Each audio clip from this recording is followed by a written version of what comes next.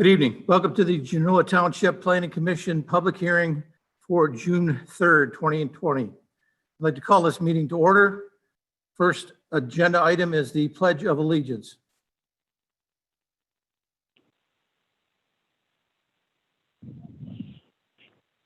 I can't hear him.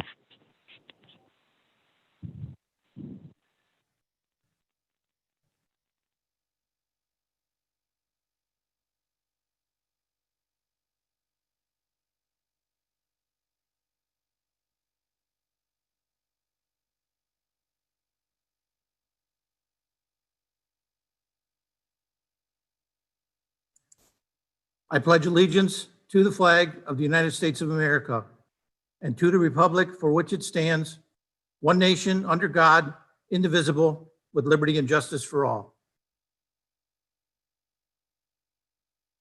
Good evening. Thank you for joining us. Throughout this meeting, there will be 4 opportunities for the public to address the Planning Commission. One at the beginning of the meeting, which is a call to the public for anything not on the agenda and deemed necessary or appropriate to be added without notice. And again, for each agenda item, 1 through 3, which will have their own call to the public. For those who are watching who wish to address the commission, there's a telephone number for you to call. The information for this telephone number is on the township website and in comment section of the YouTube feed that you are currently watching. And it's also shown on the screen currently. That phone number is 312-626-6799. The meeting identification number is 832-2448-4727. Hashtag, and the password is 123456 hashtag. When you're prompted to do so during a call to the public, please call the number, please call the number, and once connected, you will be muted and continue listening to the meeting, but your voice will initially be muted. Please note that the YouTube broadcast of the meeting is slightly behind and or delayed from what you will be hearing on the telephone as you wait. For this reason, we recommend that you set the phone aside and listen solely to the YouTube feed until your phone number is called. It'll be the last 4 digits of your phone number. You will not be prompted by name, but will be prompted by your phone number, and that will be your identification. Since there are multiple items on the agenda, we need callers to alert us when the item you are interested in and you want to comment on that item. To alert the monitor you would like to speak, you need to press the *9 during discussion of that item. By pressing *9, the system marks your call similar to raising your hand. Once we open the call to the public for each item, we will start unmuting callers in the sequence who have identified and desired to speak through use of the *9 key. We will select individual callers by referencing their last four digits of their phone number. At this time, you should have your telephone available and be prepared to mute your YouTube feed while you're talking to the Planning Commission to avoid any echoes or feedbacks and to reduce any confusion. On your phone, you will hear you are unmuted, followed by a staff asking you to state your name, spell your name, provide your address, and once you have appropriately logged into the minutes through those name and address indications, you will begin your comment. At this time, we will be addressing the Planning Commission directly, and please note that all callers will be limited to 2 minutes, a 2-minute time slot for their comments. Please note any inappropriate language will result in immediate disconnection from the meeting. All right, second item on the agenda is the approval of the agenda. Do I have a motion? Please remember to unmute your button. This is Jeff. I will make a motion to approve the agenda as submitted. Thank you, Jeff. Second, Jim Mortensen. I have a second. I will call a roll call in each occasion tonight when we vote. At this time, all in favor, Jeff, Aye. Glynis, Aye. Lisa, Mary Ann, Aye.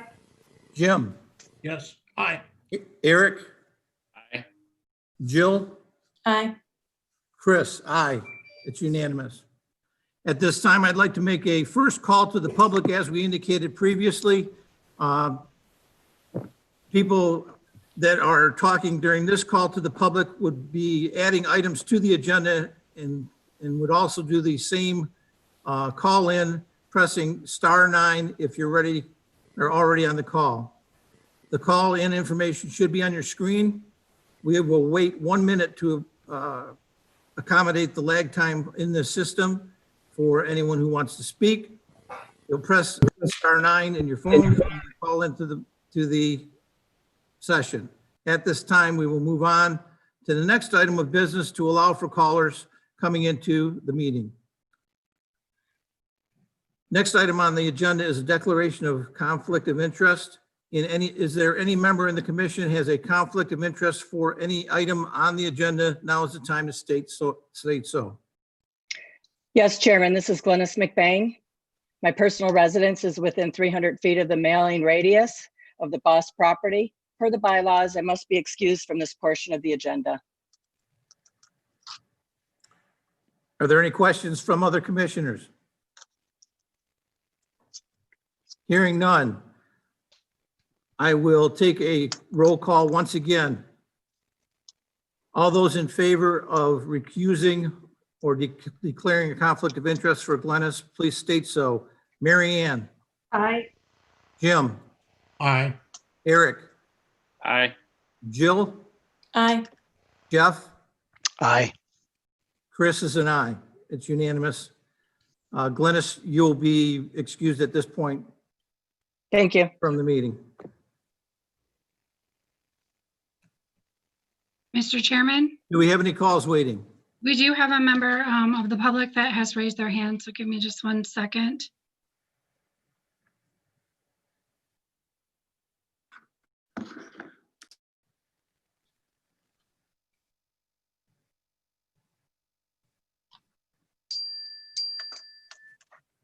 Okay, so at this time, caller that has the last 4 digits of your phone number 5732.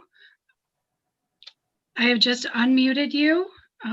We are now asking for you to please state your name, followed by spell your name, give us your address. Then you have 2 minutes to give us comment. And please remember to turn down your YouTube feed. Okay, thank you. This is Don Farr. I live at address 170 Lane Drive. Before I proceed, I just want to make sure you can hear me Yes. adequately. Okay, thank you. My item is really more a general objection to these proceedings, because we as the public really haven't been afforded ample time and ability to congregate with one another to prepare to respond to these matters due to the stay-at-home orders issued by our governor, and has really limited our ability to congregate and really formalize our response. As such, we really ask that this commission either delay any decisions or recommendations until we've had ample time, maybe 60 days past when the point that the stay-at-home order has been lifted. Thank you. Kelly, would you like to address that? Yeah, I mean, I think that this is a struggle for everyone to have a meeting in this fashion. The applicant submitted and paid their fees back in February. They were delayed twice due to the pandemic. We've been following many of other communities who've been holding planning commission meetings regularly throughout this because the governor's executive order allowed for these types of virtual meetings. So, unfortunately, this is kind of the reality that we have to move forward in right now. The applicant needs to be afforded due process. And we sympathize with the challenges that neighbors have getting together. But, at this point, at least, we are compelled to have this hearing for this applicant. They've done everything that they need to do to get on an agenda. Thank you, Kelly. Are there any other callers? I'm just going to mention for that caller, if they want to speak again, I just put their hand down. So if they do want to speak on the public hearings coming up, they will have to push *9 again. Thank you, Kelly. All right, I'd like to open the first public hearing of the night. Review of a rezoning application and impact assessment to rezone approximately 36.5 acres from rural residential, RR, to LDR, which is low density residential, for parcel number 1105-200-002. The parcel is located at 3850 Golf Club Road on the southwest corner of Golf Club Road and Latson Road. This request is petitioned by the Bible Baptist Church. At this time, if the applicants would like to present their information, please do so. Brent. Good evening, Mr. Chairman and Planning Commissioners. This is Brent Lavanway with Boss Engineering. Also joining me this evening are the applicant, Tim Christensen of Bible Baptist Church, and the property owner, Gary Boss, representing Gary R. Boss Trust. So we're here this evening for the public hearing to request recommendation of this property, which actually is, it's 46.5 acres. Again, at the southwest quadrant of Latson Road and Golf Club Road. The property has been owned by Gary Boss and his wife Kathy for quite a number of years. And we are requesting a recommendation of approval this evening from the Planning Commission to the Township Board for the property. It is currently zoned rural residential, RR, and we are requesting a rezoning to low density residential, LDR. The property is, subject property is on the screen currently. So it borders both Golf Club on the north property line and Latson Road on the east property line. As you can see, there is a what we would call either a small lake or a large pond kind of in the northwest quadrant of the property. The Boss residence is, which is 3850, the address of the parcel, is east of the pond and north of the pond. It does have a driveway out onto Golf Club Road currently. And then east of the pond is a fairly large wetland network, kind of at the immediate southwest corner of Golf Club and Latson Roads. And then the property gets significantly higher as you go to the south, and there's a fair amount of topography. You can see the contours of the topography on the screen. And this particular plan that is up is what we're calling the preliminary development plan. And as you can see, this indicates a private road accessing off Golf Club, continuing south, ending in a cul-de-sac, kind of toward the south property line. And the proposed residential, which will be the next agenda topic, is to the westerly portion of the property.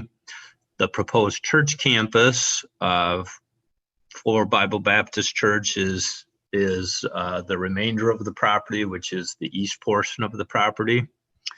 And so that kind of indicates the natural features for the most part on the property, as well as the initial proposal for development, which is the single family residential. So this indicates the three components we're anticipating as the project does move forward. However, of course, our first step is to request this rezoning to LDR. And I think at this point, if Pastor Tim has any comments to make, you could do so, but otherwise I believe that's our presentation. Thank you, Brent. And I wanted to thank both the Planning Commission and the members of the community for going through the process of using the technology necessary to make this meeting happen. That means a lot to us as the applicant. I'm the pastor of Bible Baptist Church, have been for the past nearly 5 years. And so I'm coming to you on behalf of the roughly 350 people who call our church home. I'll be brief, but I have a couple quick things I'd like to say. First of all, we believe that the presence of a church in a community should be a great source of hope, love, and compassion. And I don't think there's ever been a time in our nation's history that that's more obvious, that that's needed. We also believe that a core piece of what it means to be a Christian, let alone a church, is to love your neighbor. Those were the words Jesus used, love your neighbor. So we think the lives of the people who live near a church should be blessed as a result of living, working, and playing near that church. That's our conviction, both theologically and practically. We've spent the last 9 months consulting with experts and government agencies to verify whether this property works for the next chapter in the life of our church's growth. And we believe it does. We are in the process of completing the purchase with Mr. Boss, who's here with me. And we have been invested with significant time, significant resources to make sure that this works for us and that the plan that we put together reflects the highest likelihood of success for us, for the church, for Mr. Boss, and for the community. We've applied for the rezoning for 2 primary reasons. One, because it does comply with the master plan as dictated by the township and which has been published by the township. So the LDR zoning is consistent with that. The practical reason for us as a church for seeking the rezoning is that it creates a situation for us, as depicted by the site plan here, where we can seek a development partner who will help offset some of the infrastructure costs. Since the church will need to be accessed by Golf Club Road, as you can see by the diagram, that's quite an investment to get a roadway up to the church. And so by identifying a development partner who could work to develop maybe 11 or so of the acres, that will help provide the roadway that the church would need and some of the utility infrastructure that the church would eventually use. Our vision for the church campus and for the residential development is that it would take advantage of the natural beauty that already exists on this property. We all know it's a stunning piece of property with respect to the nature there. And we are committed to a plan that preserves the highest percentage of that beauty. We've met with some of the neighbors in the Rolling Ridge subdivision, as well as Mr. Boss's immediate neighbor on Golf Club. And we've really valued the constructive input that's been offered. We're envisioning a campus that would be what I would describe as sort of a medium size house of worship compared to other houses of worship in Livingston County, with some nice amenities on campus with respect to outdoor facilities that we would be eager to try to use as an encouragement to our neighbors and to the community as we try to reach youth and families in the community. So thanks again. And we're optimistic about the plan and eager to work with the township and the commission on making it all it should be. All right, thank you, Tim. Thank you, Brent. At this point, we're going to hold questions until after the township planner and engineer have explained any concerns that they may have. At this time, I'd like to ask Brian Borden to jump in with that information. Brian? Thank you, Mr. Chair. Just to reiterate briefly, the request that's before you, first up, is a rezoning from RR, rural residential, to LDR, low density residential. I want to make a quick sort of delineation. A lot of the discussion thus far has been had regarding residential development as well as a church campus, et cetera.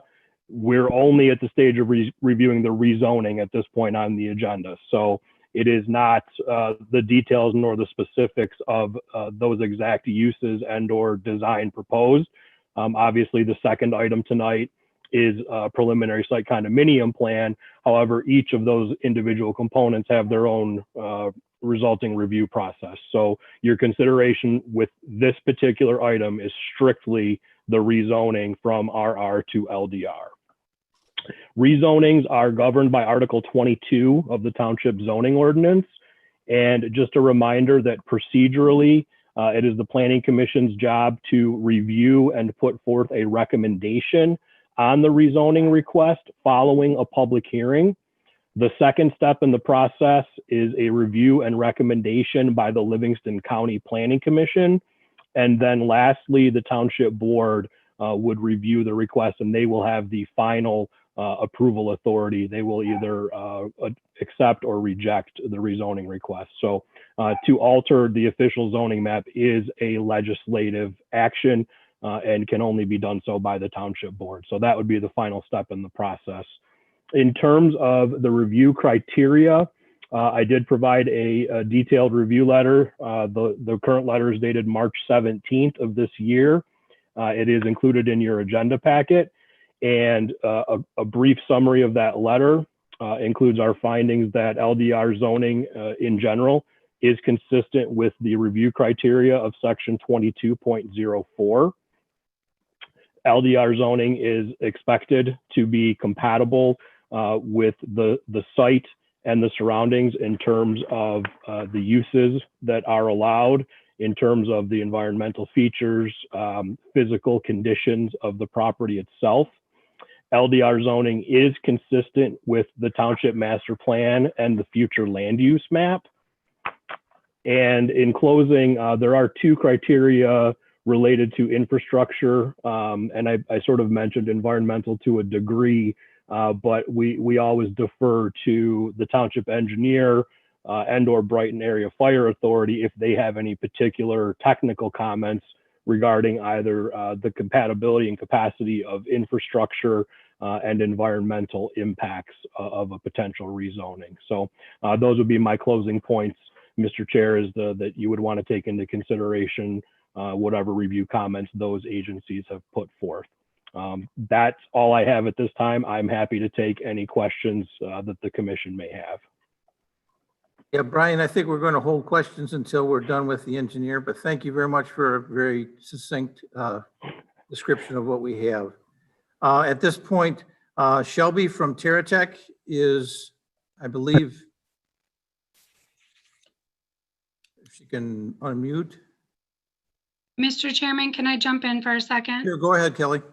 So I've noticed on the live YouTube feed, which I have on a monitor here in my office, that people are commenting within that YouTube feed. And I want members of the public to understand that the commission members are not seeing the comments in that YouTube feed. So we would encourage anyone who's watching this on YouTube to please get the call-in information and call in so that you can give your comments directly to the commission members, because they're not seeing the comments that are showing up on that feed.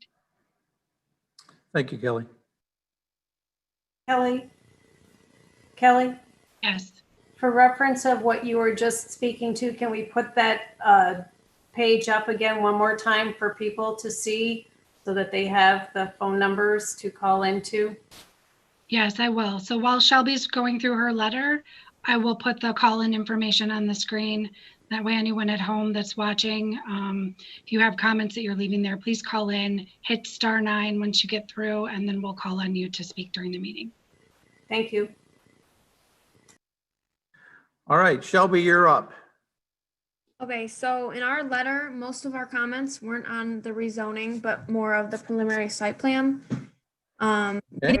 Engineering concerns with the rezoning itself. The lot sizes they show on their plans match up with the LDR zoning. And then for LDR zoning, they don't require water and sewer utilities, but there are utilities adjacent to the site for sewer and water. So we Okay. don't have any concerns.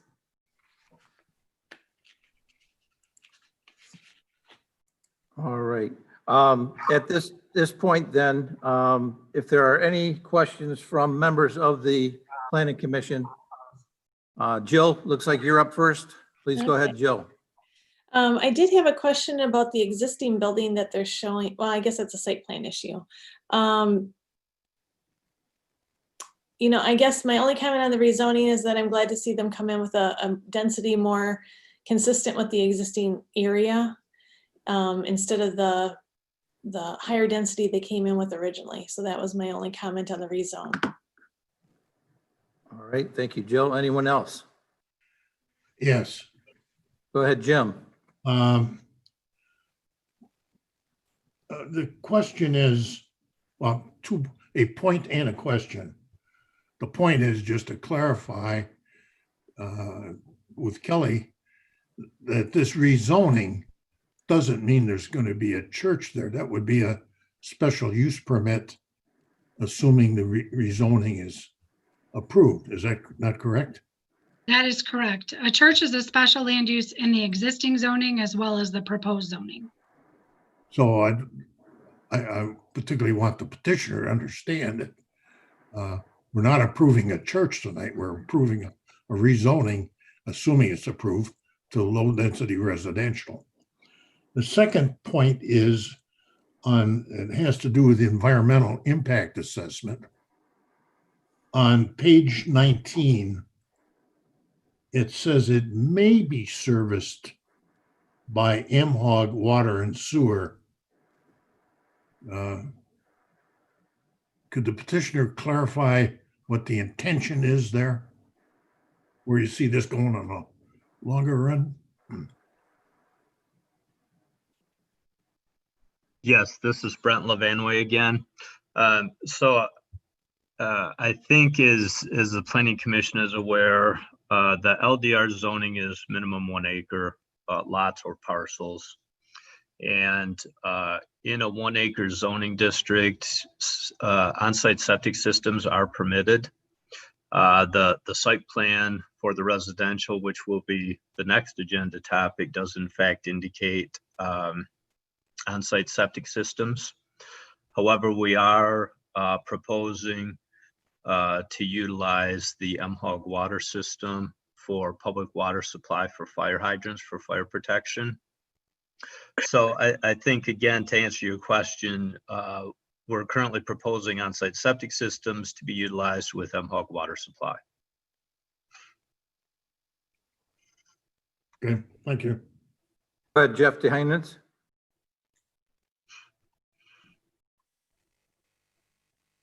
Jeff, you're muted. Yep, sorry, my space bar didn't work. Okay. Mine is the same concern. It's just simply that you've said that MHOG facilities are there. You're already going to do it for the water.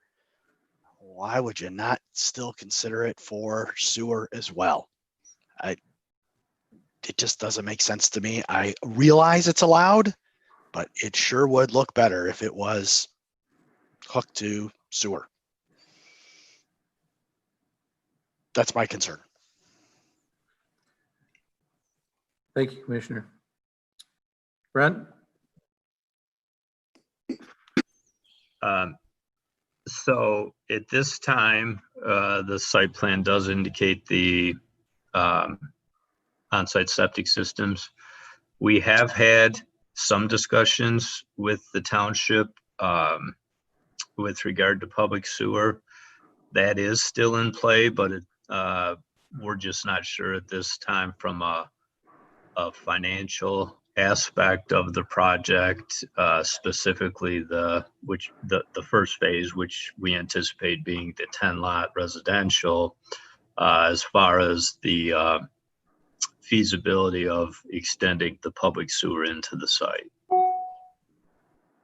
So, and we certainly can discuss that more for this in the site plan portion, but it's an option. Both are options at this point, actually. So we do have a full understanding of the public utilities. You're back on mute, Brent. We do understand that both public sewer and water are available and they are potential options. And so those certainly both are being explored further. Are there any other questions from commissioners?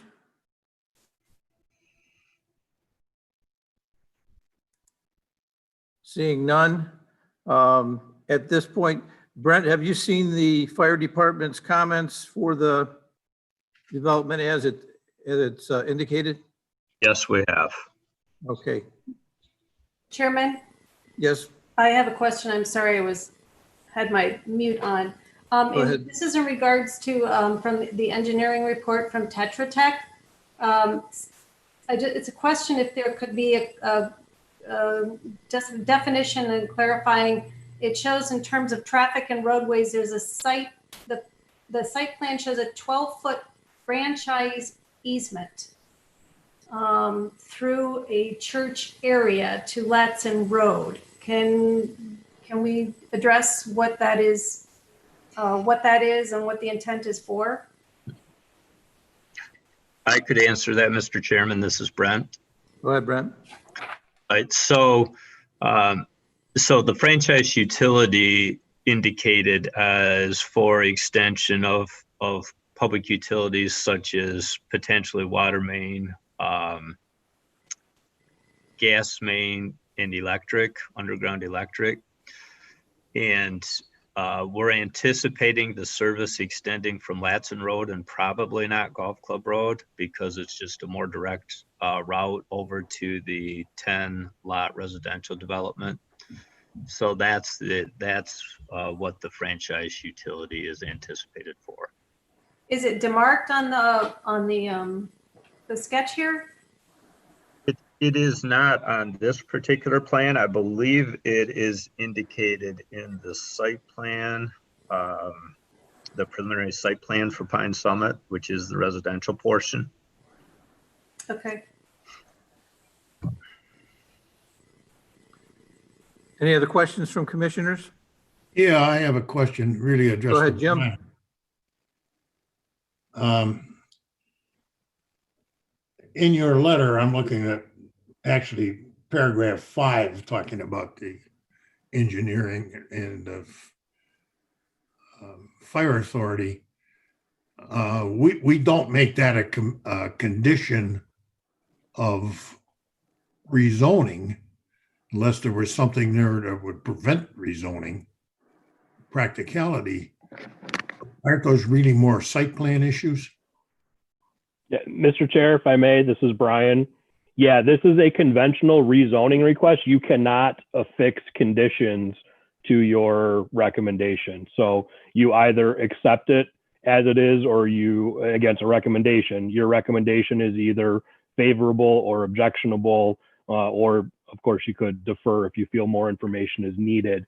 The deference to the engineer on the capacity of infrastructure statement is really that it needs to be reviewed whether or not the slight change in density can be accommodated by the existing infrastructure, whether or not it's going to push capacity beyond its limits. So that's what that review standard is for.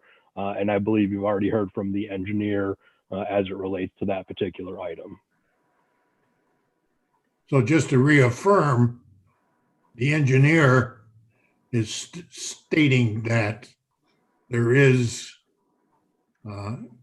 capacity restraints don't make this an impractical rezoning. Is that a fair statement? That was my impression, Mr. Chair, but I'm going to defer to Shelby. I'm not going to put words in her mouth.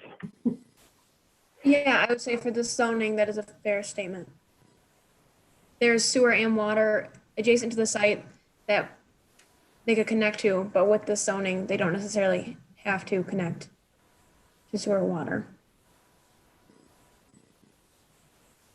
So let me say that again. There's no engineering issues that would prohibit this or make this rezoning impractical. I'd like that being affirmed if that's true.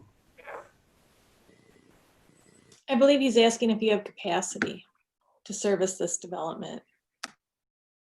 All right. Okay.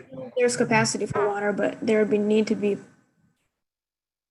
you would have to look into sewer more to see what infrastructure would be needed to get the sanitary sewer off the site. I'm sorry, I didn't hear that. I'd like to ask those that are on the meeting that are not speaking, please mute their microphones. That may be the problem we're having. MHOG has adequate capacity for a development like this. I didn't hear it. I'm not getting a simple answer. Her comment was that MHOG had capacity for this development. Yeah, so I think maybe I can help with this. The property doesn't need municipal water and sewer to be developed. It can be developed conventionally with well and septic.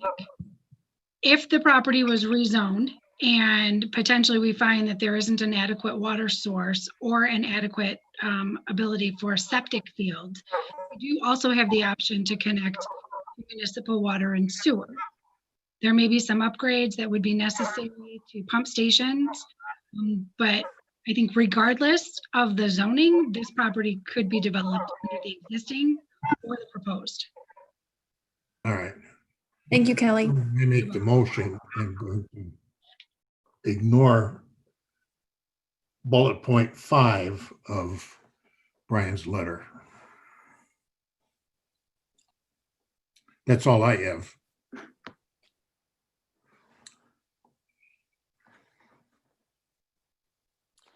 Mr. Chair, I would Yes, like go ahead. to recommend approval to the board. The Bible Baptist rezoning I'd like to recommend approval to the board for the rezoning of the Bible Baptist. We still need to call to the public. Oh, sorry. So let me do that and we'll go from here. Okay. At this point also, Kelly, you have some information, some letters that were received after the packet was published. What would you like to do with those at this time? Yeah, so at this point, all the commissioners were given, for those members of the public that emailed me today before about 12:15, I was able to provide those letters to the commissioners. So what I'd like to do for those letters is just to make reference that we received them. All of the letters were not in support of the rezoning. So I'll just list them. We start with a letter from Kurt and Barbara Heyerholzer of 3836 Sugar Bush Drive, indicating that they have some concerns with it.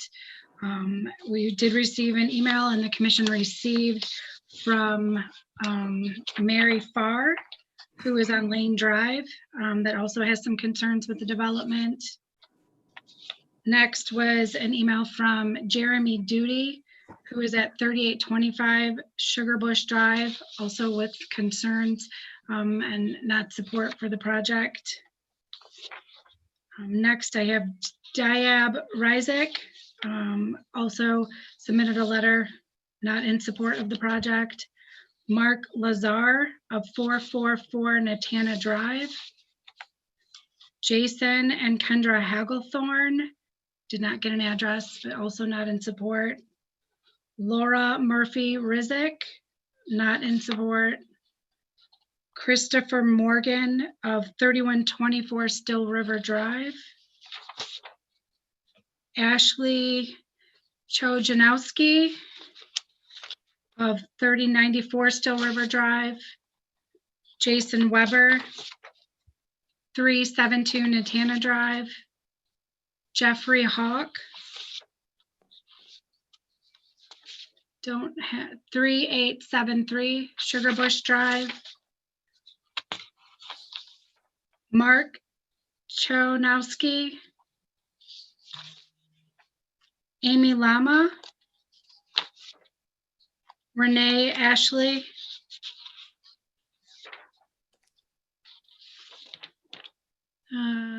gentleman named Mike. I apologize, Mike, when I printed your email, it didn't give me a name or an address. Michelle Black, no address. This one I also don't have a name on, but it came from email address RD3 Boys 1.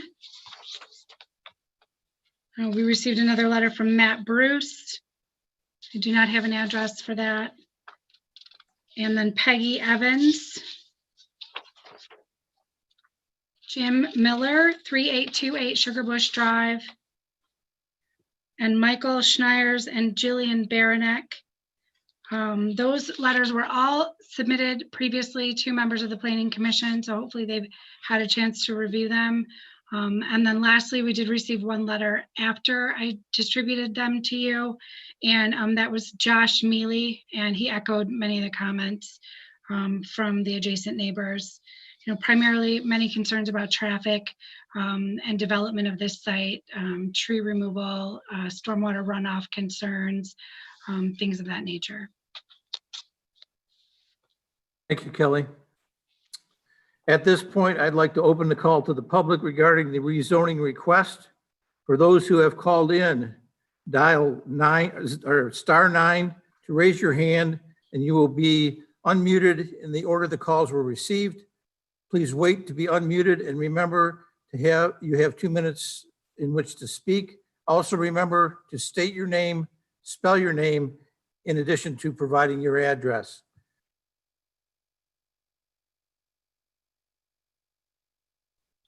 At this point, we will wait for callers. I believe we have some in queue. Kelly? We do. So caller 6508, I have just unmuted you. Please address the Planning Commission after giving your name, spelling your name, and giving your address. Good evening. Yes, thank you.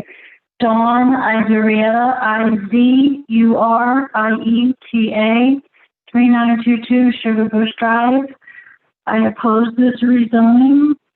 I moved here 2 years ago, and I do not want the traffic here. We wanted a cul-de-sac because I previously lived in a neighborhood where there were houses, and I was in the condos, and the cars would constantly cut through the condo entrance instead of using their house entrance, and it was just very, I felt like I was going to get hit by a car every time I wanted to walk out the street.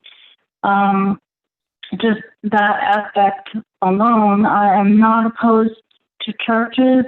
I'm not that kind of person, but I know there's probably going to be a lot of traffic. You can't just say it's going to be only Sundays. There's going to be weddings, there's going to be funerals, and you said you want people to come to the church, you know, and use the grounds and everything. So that's my only concern, is just using Sugar Bush. If you can do it on any other side of the street, that would be fine, but I'm opposed to this project if it's going to be having access here on Sugar Bush on the dead end. And I am straight on the dead end, so thank you very much. Thank you. Okay, so the next caller I'm going to unmute has the last four digits, 5732. So caller 5732, I've unmuted you. Please turn down the volume on the YouTube feed and some feedback, and then go ahead with your questions after giving your name and your address, and spell your name, please. Thank you. This is Don Farr, 170 Lane Drive. I spoke earlier during the general comments, and I would like to, I was not afforded the luxury to respond on that general comment. I'd like to take 30 seconds to first respond on that before I proceed with this particular item.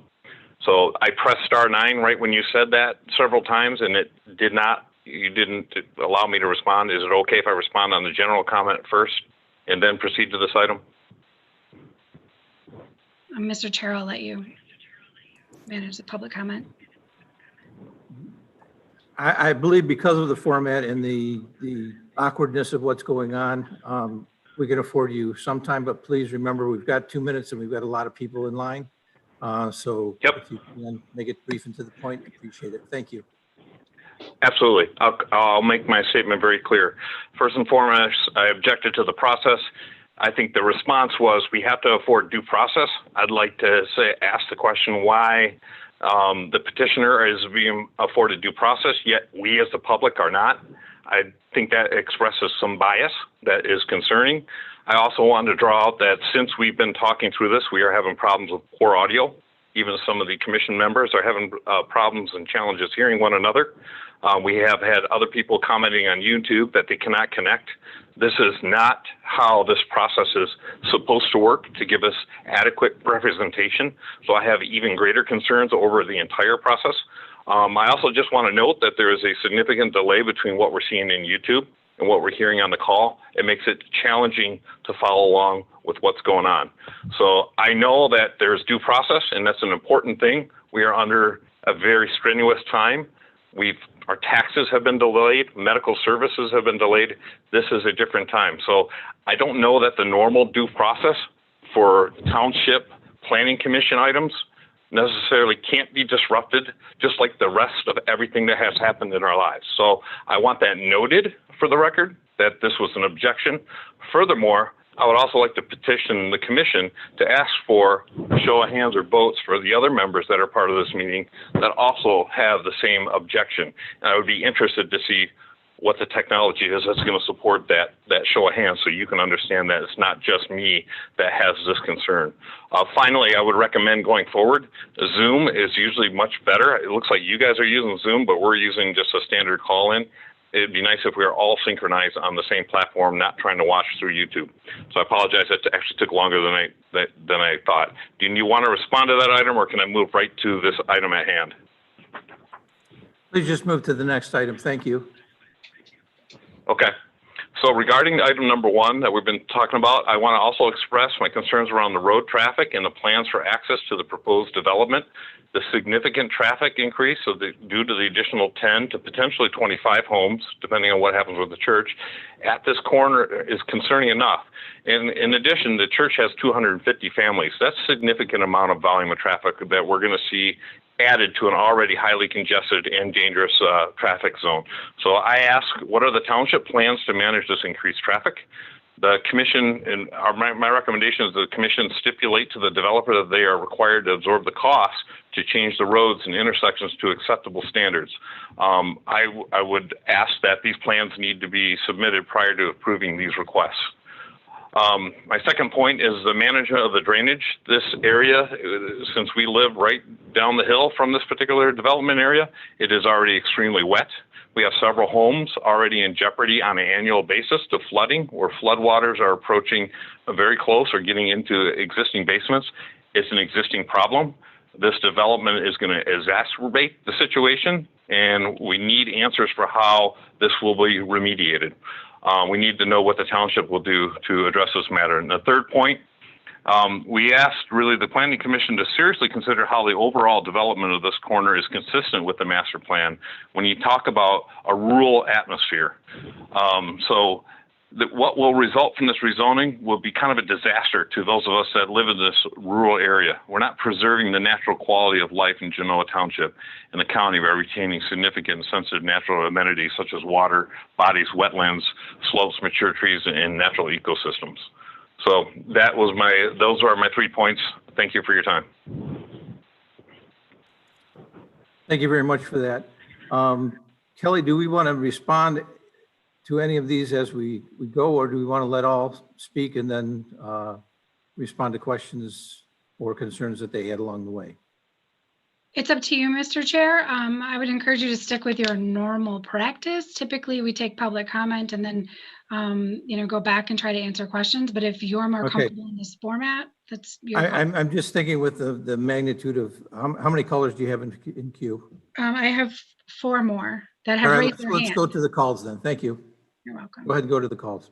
Okay, so the next caller that I have, and for other people on the line, I guess I'll just point out that I see that you're connected, but if you wanted to speak, you would have to press *9 to talk on this rezoning. So the next caller that I have in the queue, phone number ends in 4611. So I'm going to unmute you now, caller 4611. Please turn down the volume on your YouTube feed if you're watching that way. Give us your name, spell your name, give us your address, and then go ahead and address the Planning Commission. Yes, my name is Paul Rotash, R-O-T-T-A-C-H. I live at 3897 Sugarbush Drive. I'm at the end of the cul-de-sac in lot 162, directly behind the proposed church. So let me start out by saying thank you for letting me comment. I appreciate it. And I'm going to echo a couple of the responses that just happened about due process. I'm a prior law enforcement officer. Nobody is afforded due process more than anybody else. So I do have an objection to that comment as well. We all are afforded due process. I have an objection about the traffic study that was conducted in 2012. It was prior to the I-96 development. It was also prior to most of the development here on Latson Road. So that traffic study does not take into account any of the traffic that is happening now. And for those of us who have been here since 2012 or prior, we understand how busy Latson has become and how dangerous it has become. We all listen to the ambulances, the police officers responding to the accidents every night, and also the racing that is happening on Latson Road, which is another aspect that I just won't even go into right now. Privacy concerns that I have with the additional parking lot that is going to have to go in for this church that is going to be directly behind my house, the lighting and how that affects the back of my house. So buffer issues with that. When you take down the trees and clear it out, I'm going to have to stare at a parking lot in my backyard, and then the lighting that's going to affect me as well. So there's an issue that I have with. And then floodplain. I have flood insurance because of the way my house is low level, and the lot that's next to my house that everyone wants to use as an emergency entrance floods all the time, and anybody can tell you that lives here. When it rains, it literally is just water, standing water. So all that trees that are going to be removed and all this land that is going to be leveled, all that stuff is just going to flow right into my house and into my area and into the spare lot. So how is this going to be accounted for? So that's something that needs to be brought up and talked about. LDR. So I have a misunderstanding of what low density residential is. They talk about 1 unit per acre, 1 house per acre. How many units per acre can actually go on LDR? How many families are going to be in each LDR 1 acre plot? Are we talking 1 house? Or are we talking 5 units? So it's very important that we clarify that once we rezone this, what can be shoved back here. I think it's very important. Yeah, they might make it out to 1 acre lots, but what can be put in each lot? And once you rezone something, there's no taking it back. All those plans that are preliminary will go out the window, and it affects people's lives and livelihood and their families and everything else, because they're rezoning things based on money. They're not rezoning things based on anything else. So it's very important that we rezone things for the right purpose. Okay. So those are my concerns. I know other people have other concerns, especially, with this lot next to me as an emergency egress and entrance. I have a big concern about that, because how are you going to do it? Is it going to be paved? Is it not? Because then I basically have a road next to my house, and I'm not happy with that at all. So, but I know there's some other people that want to talk. So thank you very much. I appreciate it. Thank you, Paul. I just want to remind those that are calling in, this first hearing is for the zoning specifically. With regard to the plan and those items that are roads and taking down trees and how it's going to be developed, that will come in the next hearing, which is for a preliminary site. These things need to go in order because of the fact that right now that preliminary site plan doesn't meet this zoning because it hasn't been changed yet. So I just wanted to make that clear. I think Brian did a real good job of that when he was talking about the planning side of this. And I just wanted to bring it up again so that people understood there will be another call to the public for those items. And we do understand that these are very passionate responses. At this time, we could take another caller. Kelly, if we've got one. Yes, we do. So the next caller in the queue, your phone number ends in 5568. So I've just unmuted caller 5568. Please turn down the volume on your YouTube feed and go ahead and give us your name with the spelling and your address, and go ahead. Yeah, good evening. My name is James Miller, M-I-L-L-E-R. I just wanted to echo some of the concerns here. First off, being the due process piece, I don't feel that this is an adequate representation of the public. Again, I mean, we could go over some of these points. I won't waste time reiterating them, but everything else in our lives are on hold. And I know that my email that I wrote, that was point number one, but that was also responded to.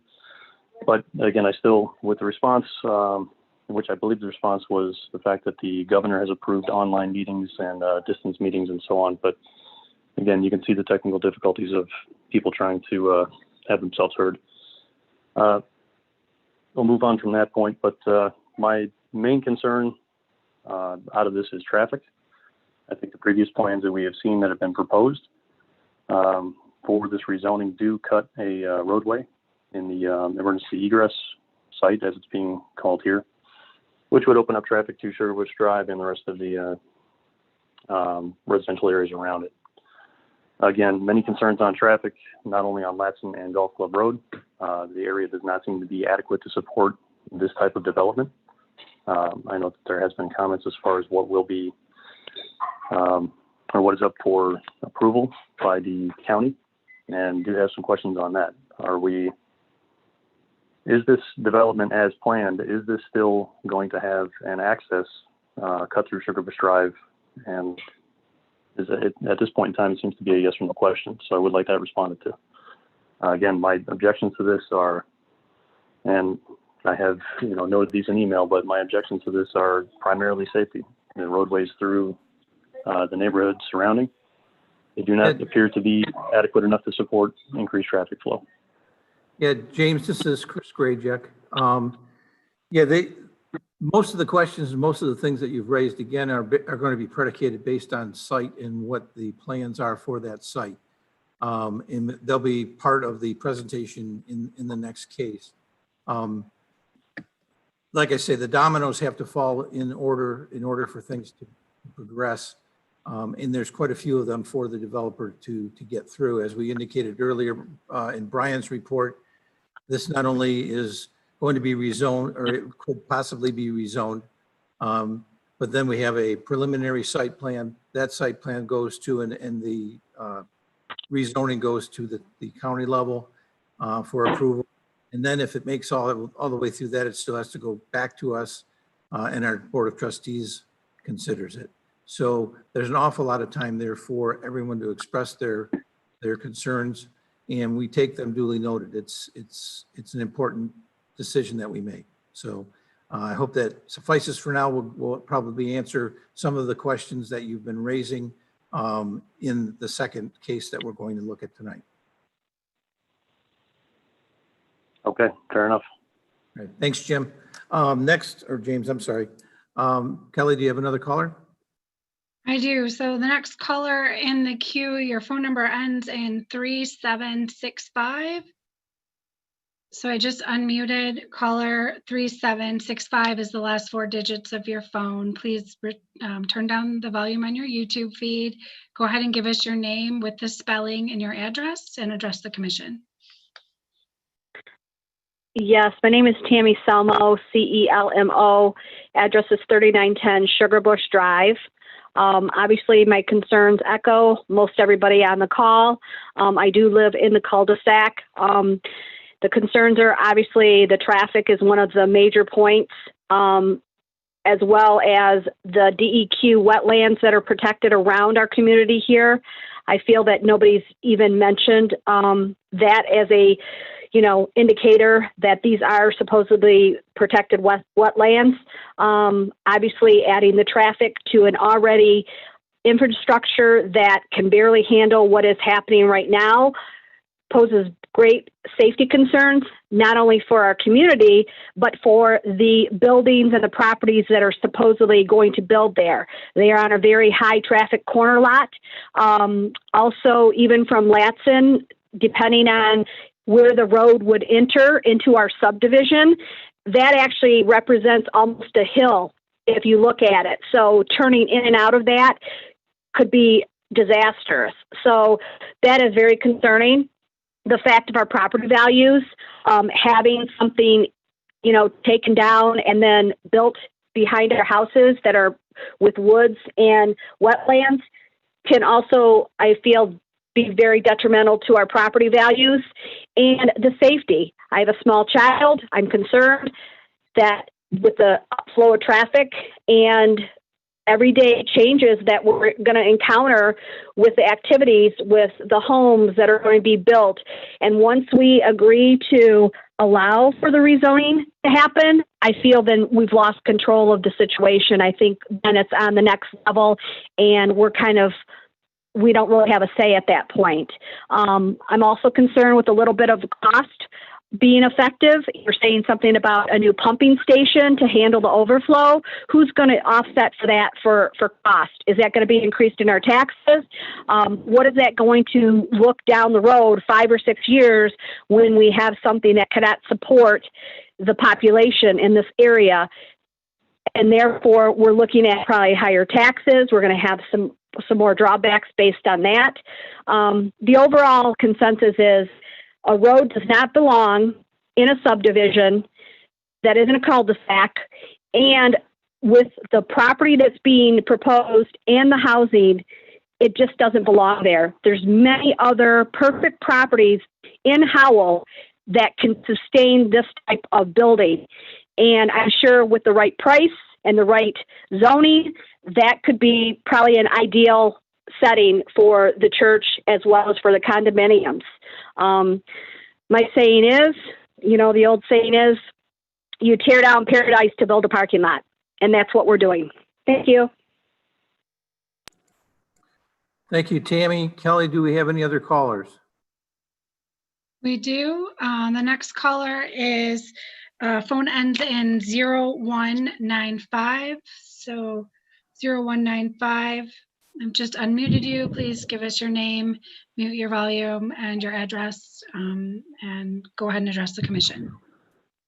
Certainly. Good evening. My name is Bruce Macy. The last name is Macey. My street address is 3878 Sugar Bush Drive. I am virtually directly across from the development. I'm on the south side of Sugar Bush, not the north side.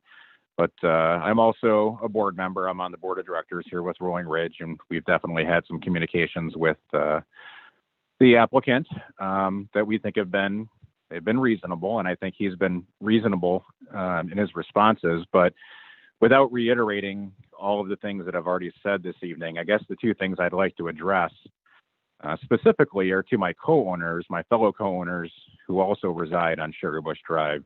You need not worry about a right-of-way through Sugar Bush Drive to the proposed Pine Ridge development. There is no public land between Sugar Bush and Pine Ridge. There are no right-of-ways. There are no easements. That lot that you're seeing there is owned by the association, which means it is owned by you. You have a board of directors who is on record that there will not be a road right-of-way accessing Sugar Bush. And you need not worry. Not that it's not worthy of mention, but it seems to be a very important point for people. Just rest assured that this board will never allow that to happen legally. If it ends up in court, then we will prevail. So I don't think that the pastor is looking at that as an option at this anyways. I think we've made that abundantly clear. It's not going to happen. As far as the rezoning is concerned, I think I have all the same concerns everyone else does. If you end up buying the property, obviously we would welcome them to the area. We're not looking for an animosity between our neighbors to the north. We would like to work with you guys to make sure that your community is somewhat symbiotic to our community and that there's a flow between the two communities and it gels like it should. We would just, I guess, submit on our behalf that we would prefer that the development was done within the constraints of the current zoning for that property as it stands right now. We just don't necessarily see a need for the rezoning, given all the facts that have been stated from traffic and infrastructure on down. If they could find a way to develop that property in a way that utilizes its current zoning, I think it would be a big step forward for this community, watching that community go into place. So with that being said, I appreciate the commission's time, and I think everything that I would like to have said has already been addressed. So thank you for your time. Thank you, Bruce. You're Kelly, welcome. do we have any other callers? We do. The next caller, last four digits is 9196. So caller, last four digits 9196. You are unmuted. Please go ahead, give us your name and address and address the commission. Yeah, good evening. My name is Tom Lemkow. My address is 47 Lane Drive. I'm on the corner of Golf Club and Lane on the, I guess, north southeast corner. I have two issues that I would like to address. One of which is very important to me.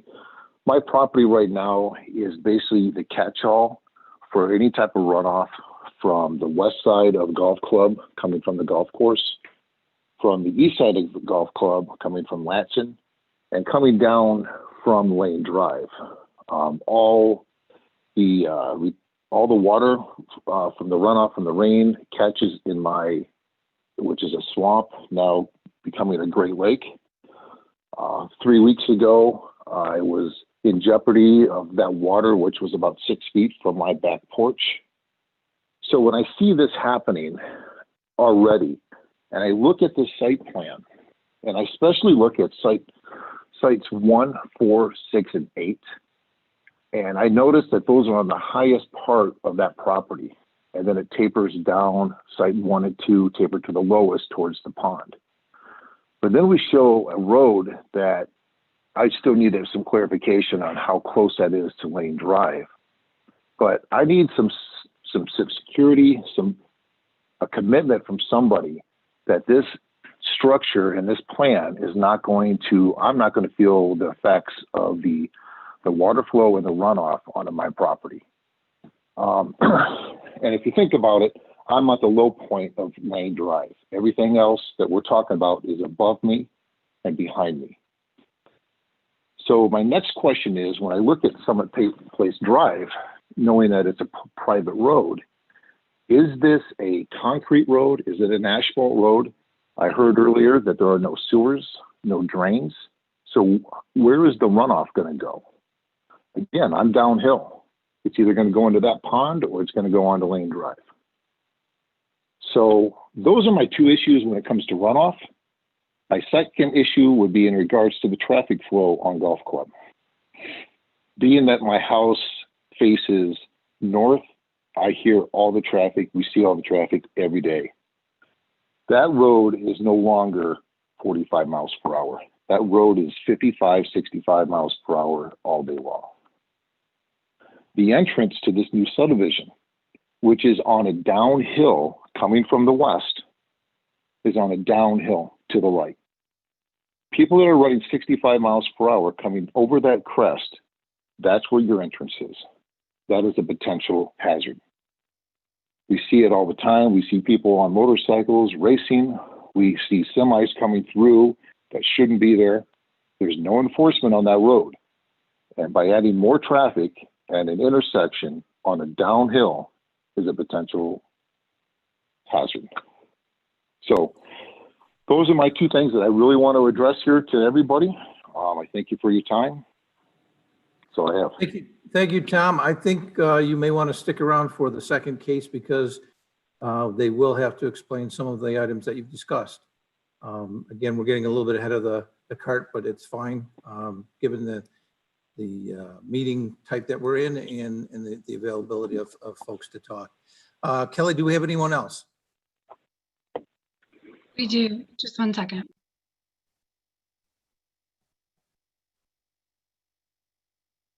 Okay, so just wanted to point out, I do see Don Farr has raised his hand again, I believe. He's already spoke once, so I'm going to go past him to a new caller, and then we'll go back to him at the end, if that's okay with you, Mr. Chair. That'll be fine. Okay, so the next number that I have raised is phone number, last four digits, 3697. So caller 3697, I'm going to unmute you now. Please go ahead and give us your name and address and address the Planning Commission. Hi, my name is Nicole Zages. I live at 3274 Snowden Lane in the Rolling Ridge community. I'm calling as I have the similar concerns as everyone else as far as traffic. I know that our board is very strong right now with there no access coming through there, but if that board gets reelected and the rezoning happens, I have concerns about that because our road, Snowden, is already deteriorating and will increase the deterioration if that becomes a thoroughfare. And our neighborhood would then get the assessment on that pavement, the new culverts going in, not the church or anybody in that rezoned area. That would be a financial burden to our neighborhood alone. I also have concerns about the rezoning for the amount of traffic as trying to get out of our neighborhood at any point in day, especially 5 o'clock on a work day. Trying to turn left out of here is near impossible. You have to turn right to go out towards Grand River and then backtrack sometimes, making it difficult. And that starts as early as 3 o'clock in the afternoon when the schools are released. So adding more traffic to an already overly busy area would create more concerns, as everybody has already stated, but I wanted to add my concern about that. I also have a concern about what happens if this gets rezoned and then the church flips the property for a greater profit and what moves in there. That greatly concerns me as there's no guarantee on what is going to go there.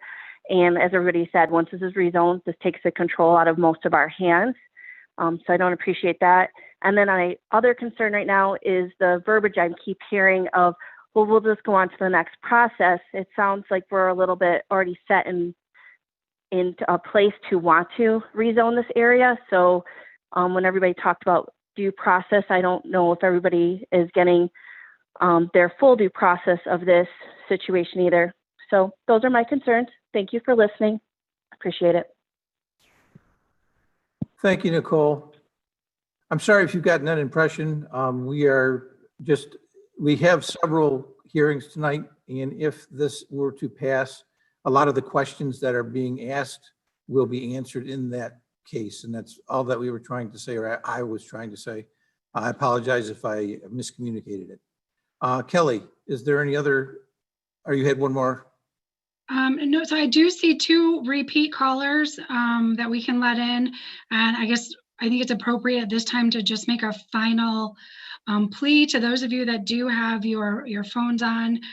If you haven't spoken already and you do wish to address the commission, please go ahead and press *9 so you can raise your hand and we can make sure that your comments are heard. So with that, I will move to caller 5732. I think this is Mr. Farr. I've unmuted you. You can go ahead and address the Planning Commission. Thank you. And that might be a bad thing that you now know my number by heart. So just a quick point. Again, I do feel there's some due process concerns here. We correctly stated those. We are still seeing challenges with we have a neighbor, Mike Sitterleck, who has been trying to get connected to voice his concerns. He's unable to do so. I'm wondering how many other people in the community are also having similar technology challenges. This is, again, an affront to the due process. So I know Mike has been working with an MEC to try to get connected. I find it imperative for you to understand he's a key person to speak at these proceedings. And unless he's now in the queue, he's unable to get connected right now. So I told him through communicating on YouTube that I would bring this information to this commission.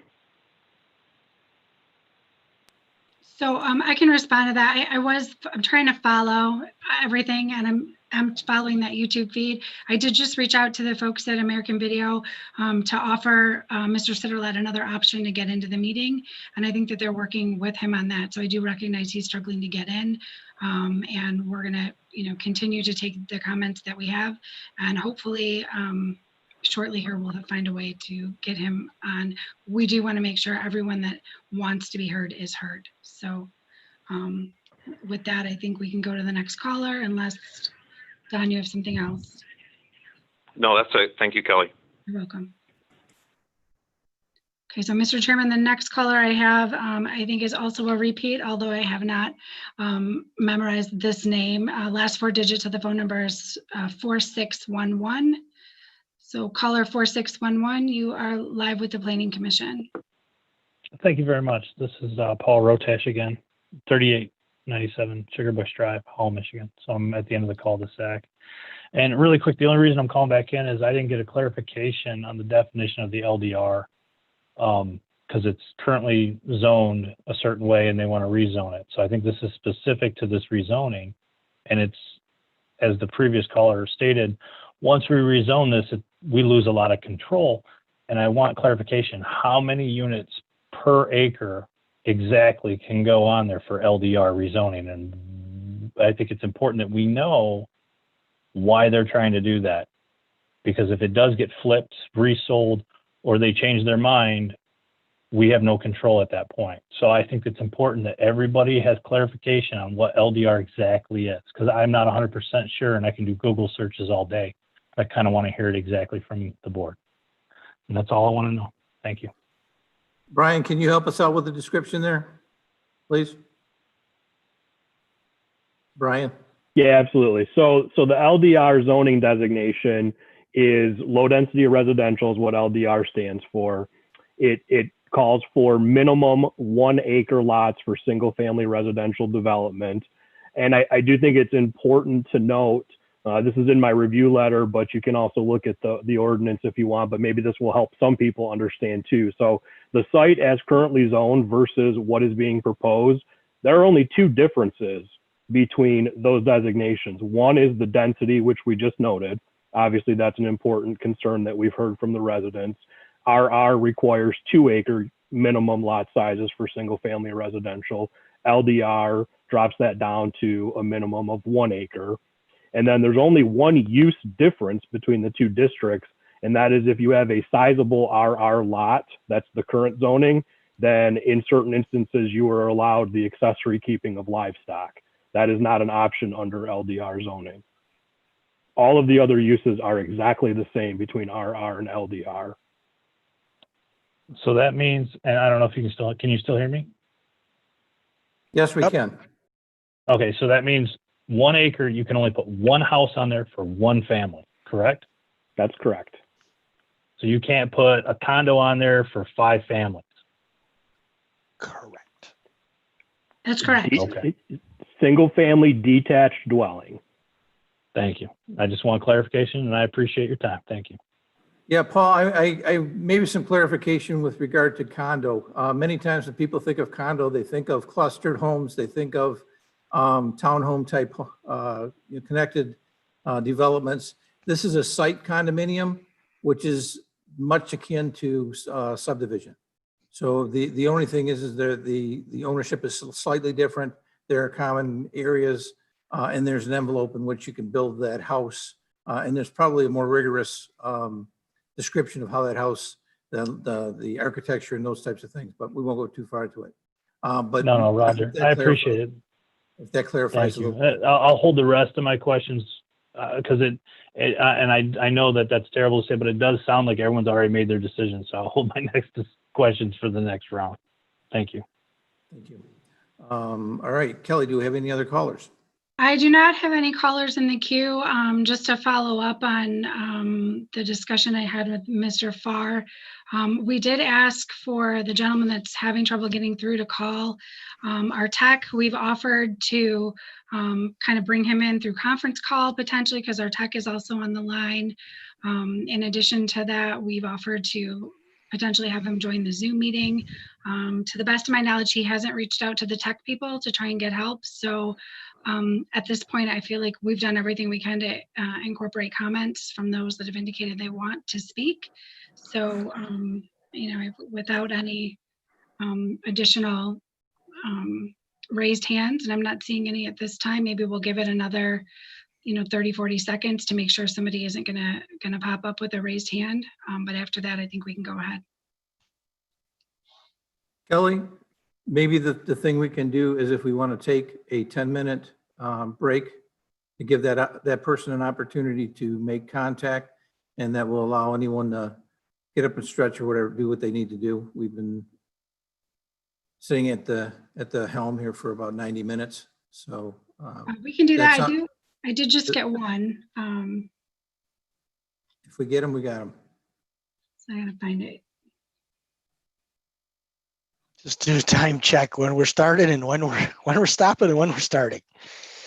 I think it just went away. Nope, the caller that raised their hand appears to have somehow unraised their hand. I think it might be helpful if you explain how they changed the proposed rezoning. When they originally came in and we had the last public hearing, they had a higher density they were requesting, and then they have changed that to this application. I think that might be clarification for a lot of people, that they're not getting the tighter density possibility. Yes, I'm happy to speak to that. This is a different rezoning request than had previously been submitted. They formerly had asked for UR, which allowed additional units per acre, and it also allowed duplex units, which I know was part of the discussion at the last rezoning. So this is a completely different rezoning request than we saw before. This is for low density residential, which is 1 acre, strictly single family residential, detached units. You can't do attached, duplexes or condos as part of this request. Thank you, Kelly. Any word on the call in? I do not have any additional hands raised on my screen. I do, this is Matt. I do have the gentleman on my cell phone. I can do a speakerphone if you're ready for him. That'd be great. Go ahead. Okay, stand by.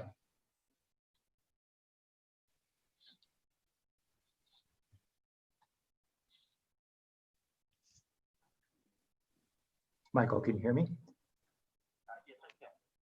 Great. I'm going to ask you to give your name and address the board here, and hopefully you'll be able to hear them as well. Let's try it out. Okay. You there? We can hear you. Go ahead. Kelly, can you hear? Yes, we can. Go ahead.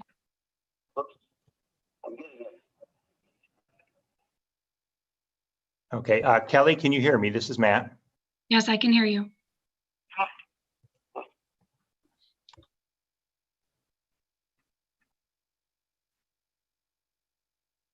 Can anyone in the meeting hear me? I cannot hear him. I can hear Matt, but I cannot hear the. We can hear you, Matt, but we can't hear the. I'm sorry. That was my fault. Okay. All right. Go ahead, Michael. Hello? Hello, Michael. Go ahead. Okay.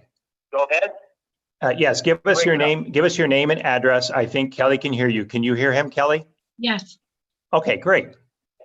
Okay, very good, very good. Yeah, my name is Michael Sitterlet. I live at 3780 Golf Club. My wife and I share the pond, or share the lake, I should say, with Gary Bloss and his wife.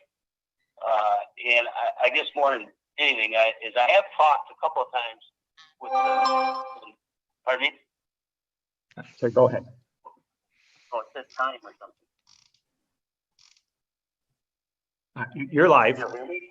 Yes. Mm-hmm.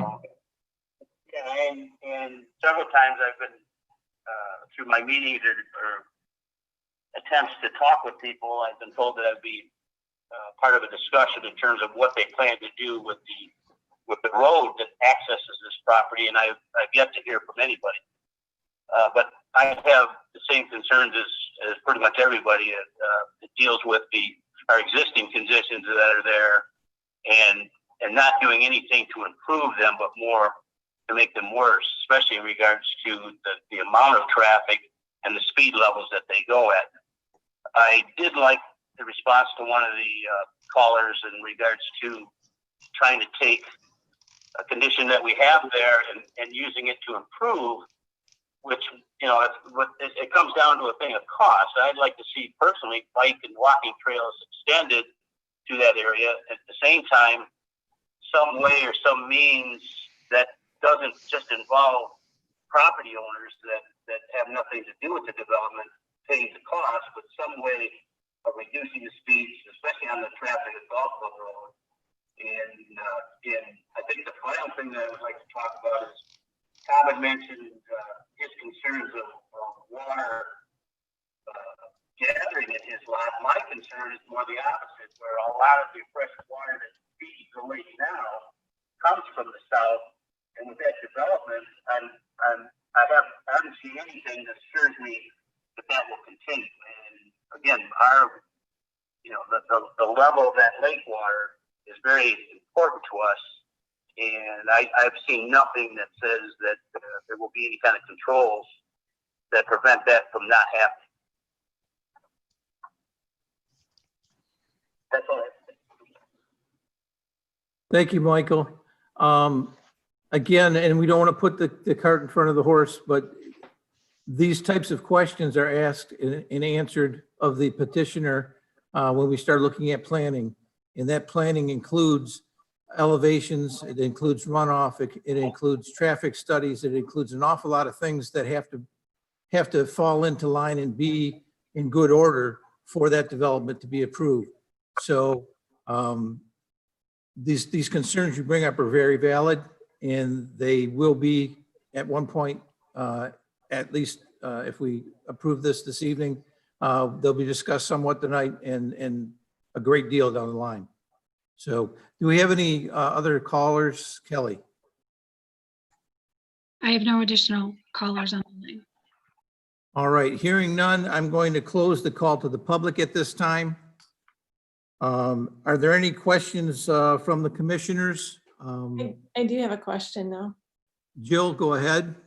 I was, reviewing this, I wanted to get more clarification from the engineer on the traffic, the requirements for an updated traffic study. Right now, they're only proposing a few lots, but when you look at rezoning the property, you have to assume maximum build out based on the zoning that they're looking at. And then I question, what are the trip generations based on that? That's what we should be seeing a traffic report done by. And it may not meet the threshold. It looks like you have to have 100 more peak hour trips, and then 1,000 more vehicle trips per day. I don't know, but I would refer that to the traffic engineer to see, our consultant to see what that would be. And maybe Brent can speak to that if he has done a conceptual layout, building that site out to maximum to know how many lots we would have, and then the trips that would be generated based off of that. That would be required for rezoning to know that answer. Thank you, Jill. Why don't I just call members' names of the commission so that we can get through this a little bit quicker. Mary Ann, do you have any questions?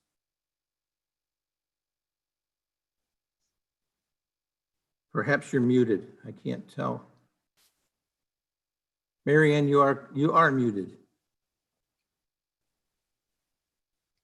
I have the same concerns that Jill does in regards to a traffic study. And I know that that's on our impact assessment that's coming up next. But the last traffic study that was done in 2012, which is 8 years old. And I feel like with the development that's happened in the last 8 years, as well as the access of Latson Road, I'm not sure that the proposals of the increases that they are potentially analyzing to increase are accurate information that I would feel comfortable with in an 8-year traffic study, 8-year-old traffic study. Perhaps we could ask Shelby. Shelby, do you have any information on that or thoughts on the matter? Because you would be the one looking at the traffic studies, correct? Correct. I'd be reviewing the traffic studies. I know in our letter we recommended for the hospital use that additional traffic study be done for that, because that would be additional traffic than what the development would have been, the condominium. We would want to review the traffic study, and we could look into if we needed an updated one, since it was spent so long ago that it was last done. Okay, thank you. Well, if Jim, we're you're up going next. Shouldn't the petitioner hire a traffic engineer and do the study? I don't think the township should incur expense of a traffic study. No. And our engineer consultant doesn't work for free. No, that would have to be done by the engineer. development, the petitioner's engineer. I guess I may have missed it in my review, but I'm looking to see if this site at build out would generate the requirements in our ordinance under section 22.0202F, if it would generate those extra trips to require the traffic study. That's what I'm trying to figure out. Has anyone looked at that? Is that part of your letter, Shelby? I didn't see that. I don't think it was part of my letter.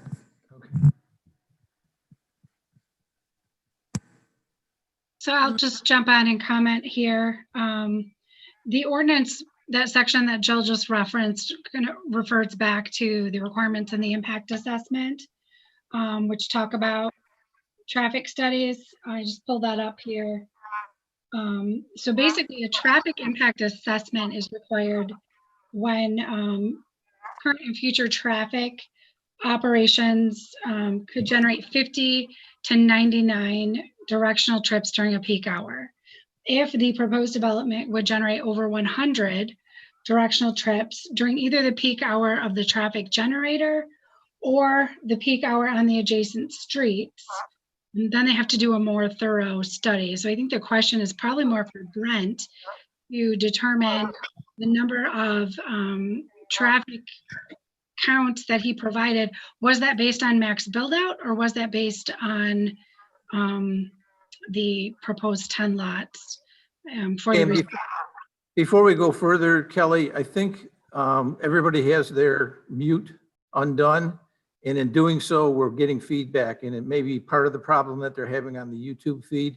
So if everyone could mute themselves and only the person speaking come off of mute, I think we'd be far better off. All right.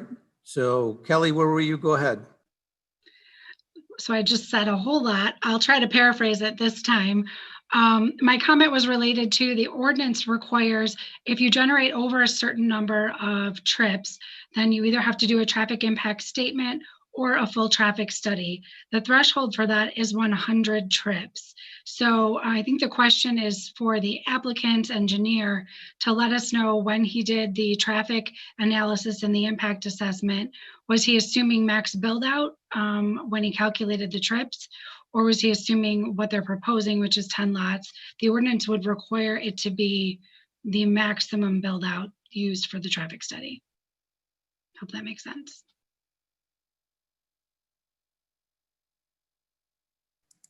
Go ahead, Brent.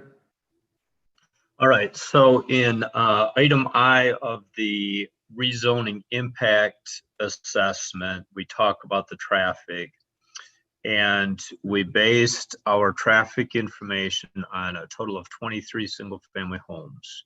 That would be 22 homes on the southern portion of the property and the existing residence that fronts on Golf Club Road.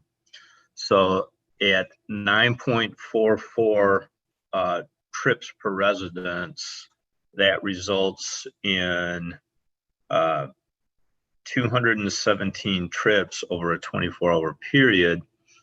The current rural residential zoning has the potential between parcels and existing residents and development of the southern portion of the property up to approximately 20 homes, which generates 189 trips in a 24-hour period. So I think the Planning Commission can see the differential between the two, the traffic generated potentially by rural residential zoning and the traffic generated by the proposed LDR is relatively a relatively minimal difference between the two. Is that based upon max build out? We have to forget about the site plan of the church. If the whole thing was LDR, the max build out, what does the traffic potentially generate? What I just stated was the max build out, yes.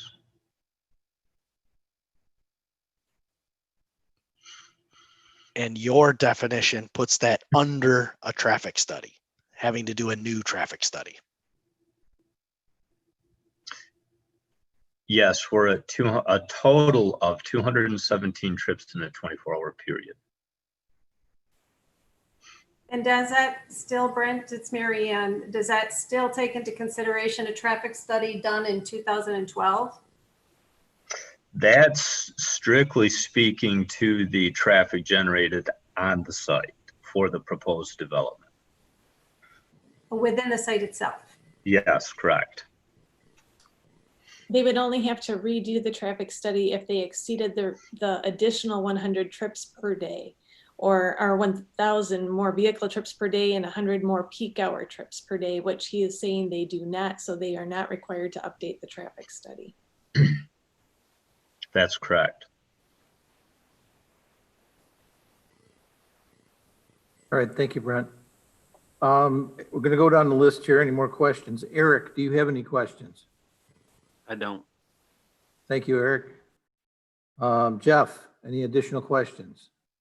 Not a question, just a comment. It is simply, again, I can't think about what the church is, trying to think about, this is about zoning. It's about changing it from RR to LDR.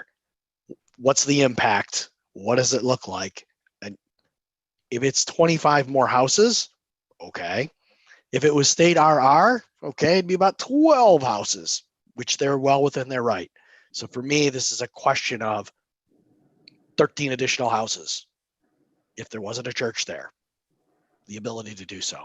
So thank you. Is that accurate, Brent? What was your number with regard to current max on the property with RR zoning? So we've, based on a preliminary concept we prepared, including the existing residents and potentially parcels fronting on the county roads, we were at up to 20. Okay, so 20 homes that way. And if it were LDR, that increases to what? So what we've proposed actually is in the preliminary development plan, or the concept plan, 23 lots. And that, Okay, again, that does include the existing residents as well. So the net gain essentially with this zoning is, in this case, 3 lots or three home sites if you were to max out anything. So the concerns that many have had, and I'm going to put this to you, Brent, to see if this is correct. The concern that many have had is that the zoning right now allows for what it allows for. And in this case, what we found out just now is that's 20 lots.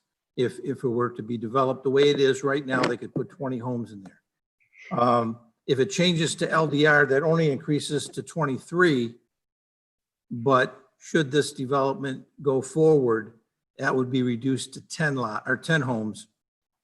So you may actually be talking about less residential development than is currently possible on that site. Yes, that's correct. Any other questions from any of the other commissioners at this time? Hearing none, is there any discussion, any concerns? All right, we're going to move forward, and I'm going to call for a motion or a recommendation.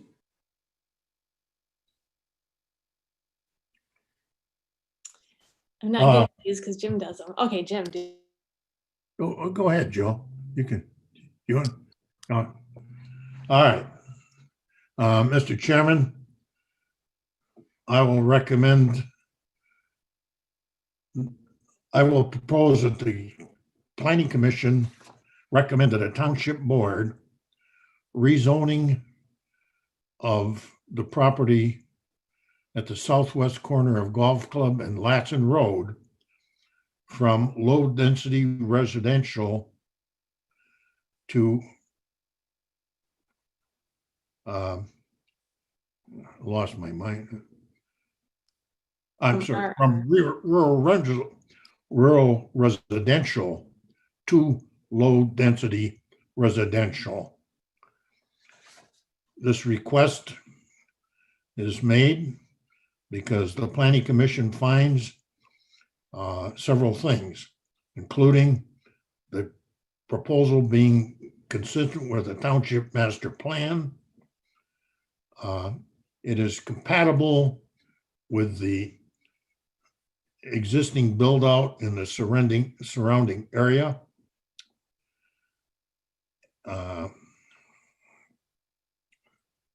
And meets the criteria, rezoning criteria in section 22.04 of the township ordinance. I have support. This is Jill, I support. Any questions or concerns by the committee? I will call out a roll call for votes. Jim, Yes. Eric, Yes. Jill, Yes. Jeff, Yes. Mary Ann. Please unmute Mary Ann. Yes. Thank you, Mary Ann. And Chris votes aye. The motion passes unanimously. We'll move to the Thank you. second half of this. I would call for a motion for the environmental impact study or any discussion that commissioners feel necessary.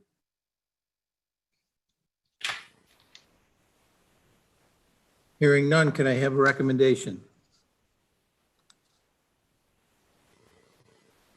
I'm sorry. Go ahead, Mary Ann.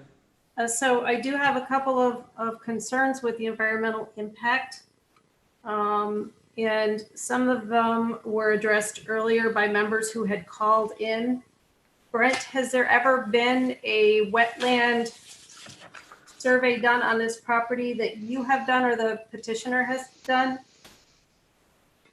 Yes, there is a wetland study completed, and it is reflected in the natural features plan as part of the rezoning packet. Okay, thank you. And is part of this area in a floodplain? There is not a FEMA regulated floodplain in this area. Obviously, there is the pond that is shared by the Boss property and the Sitterlet property. There is the wetland network I talked about earlier at the kind of the southwest corner of the intersection of Latson and Golf Club. There is no FEMA regulated floodplain on the site. Okay.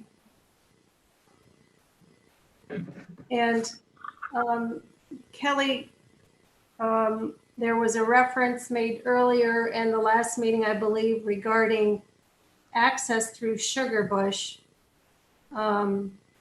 You've received record from legal regarding access through that southerly designated area where they're proposing maybe that there will be access through? We did receive a legal opinion. It was not from the township attorney.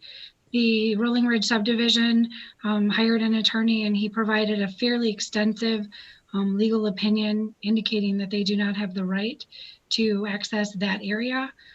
So we're sticking with that opinion. Obviously, if the applicant wants to submit a different opinion, we would be willing to review it. But at this time, we're relying on the information we have, which is that they do not have access. Thank you. I'm just catching up on my notes here. Hold on just a second. I think in the impact study from, it refers to on page 36, there's a reference to on-site sewer. And there's also in item G, it reflects that there's going to be state's septic systems. I think that there should be some consistency in referring to the same thing. Go ahead, Brent. So I believe the point there was that there is sanitary sewer along Latson Road. However, at this time, we're proposing the on-site septic systems. So that's, I believe, why both are mentioned there.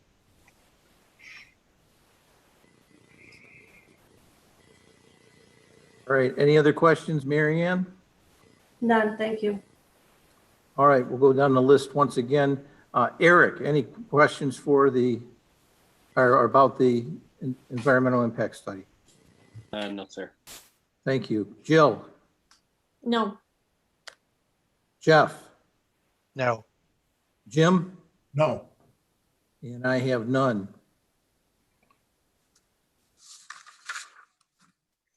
All right, hearing none, can I get a motion for approval? Or we have a motion, I'm sorry. Moving on to the next. Support. Excuse me, Mr. Chairman, there was no motion for that. All right, then that's what I'm looking for. I'm sorry, I've got about 10 pages worth of notes here. I apologize. Yeah. Mr. Chairman, I will propose that the Planning Commission recommend to the Township Board approval of environmental impacts assessment for residential rezoning of the property at Golf Club, the corner of Golf Club and Latson Road, dated January 27th. No, I'm sorry. Dated February 24th, 2020. Support. Support. Jeff? Roll call. Eric, Yes. Jill, Yes. Jeff, Yes. Mary Ann, Yes, Jim, Yes. and Chris is a yes. The motion passes.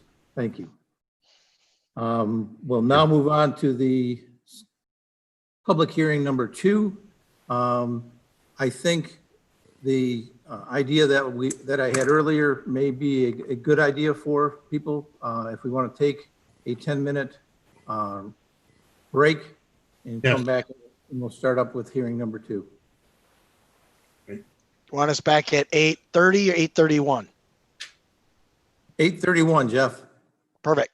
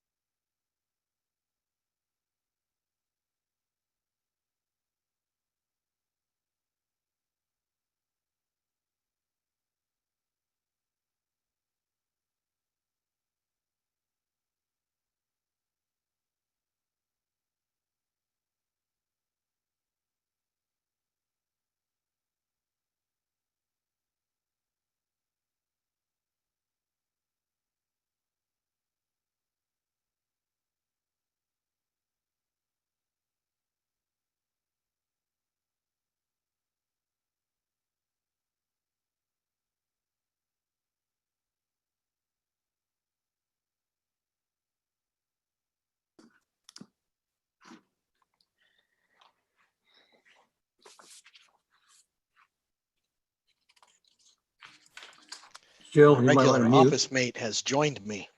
What was that? Let's make sure everybody's still on mute, just in case someone comes into the room. Oh, yeah. Thank you.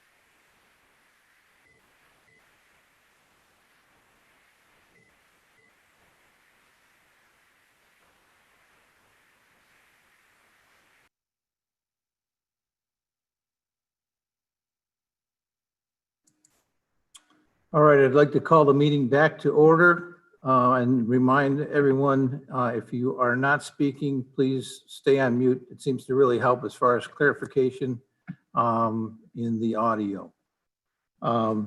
So we reopen the meeting with public hearing number 2, a review of a request for a preliminary site plan and impact assessment requesting preliminary site condominium approval for a proposed 10-unit site condominium.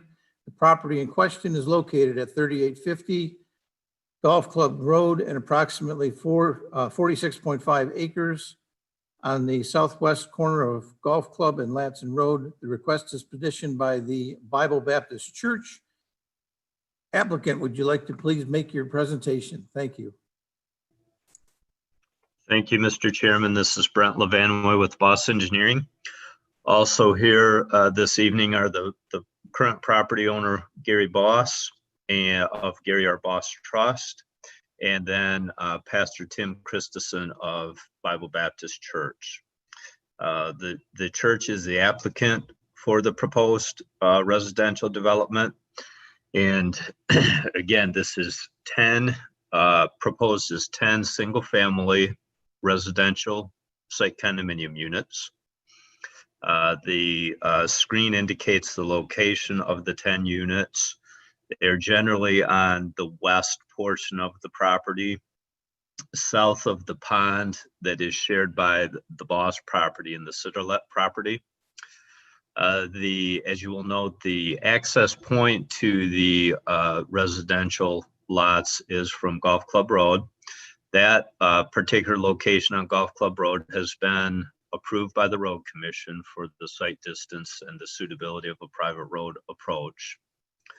The development extends via 2 shared drives off of the proposed Summit Place Drive, which would be a private road. And we are currently proposing utilities to include an on-site septic system for each residential lot. Again, these are minimum 1 acre lots. And then also a combination of public water, which will be extended to the site. That was via discussion with the fire marshal for Brighton Area Fire Authority. Because this is a single access point for the 10 lots, there was some concern expressed by the fire marshal in regard to the public safety. That concern has been alleviated, and they are recommending approval of the plan in their review letter. We are extending public water from Latson Road to the development and including a number of hydrants as part of the project.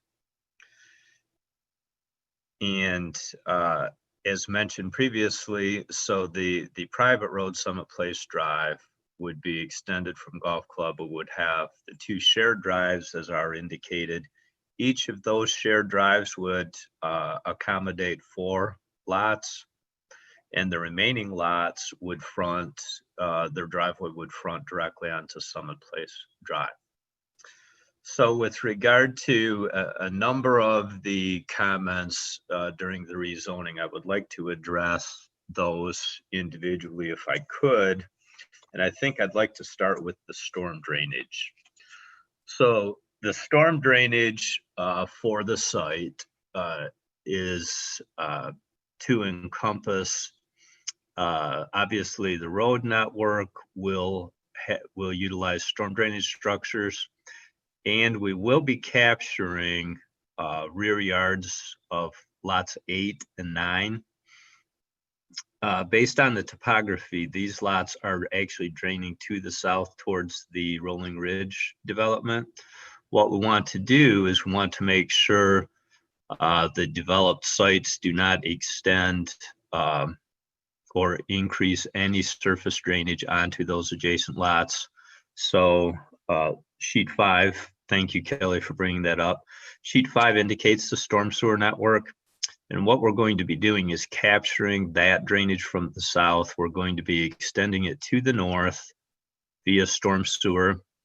And we have a number of forebays indicated on the plan. We have a forebay at Unit 2. We have a forebay on the east side of Summit Place Drive, south of the wetland. And then we have a small forebay near Golf Club Road.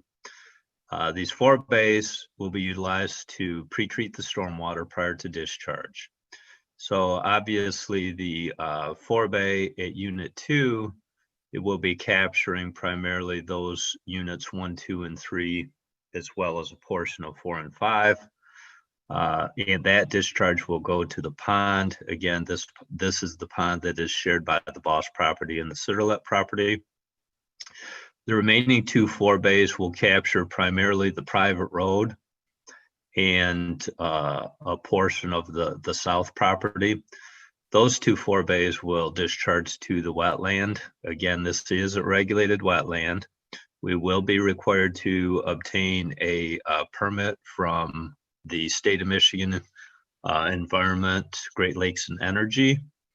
That would actually be one of the following steps in the process. We are here this evening, obviously, to request the preliminary site plan approval.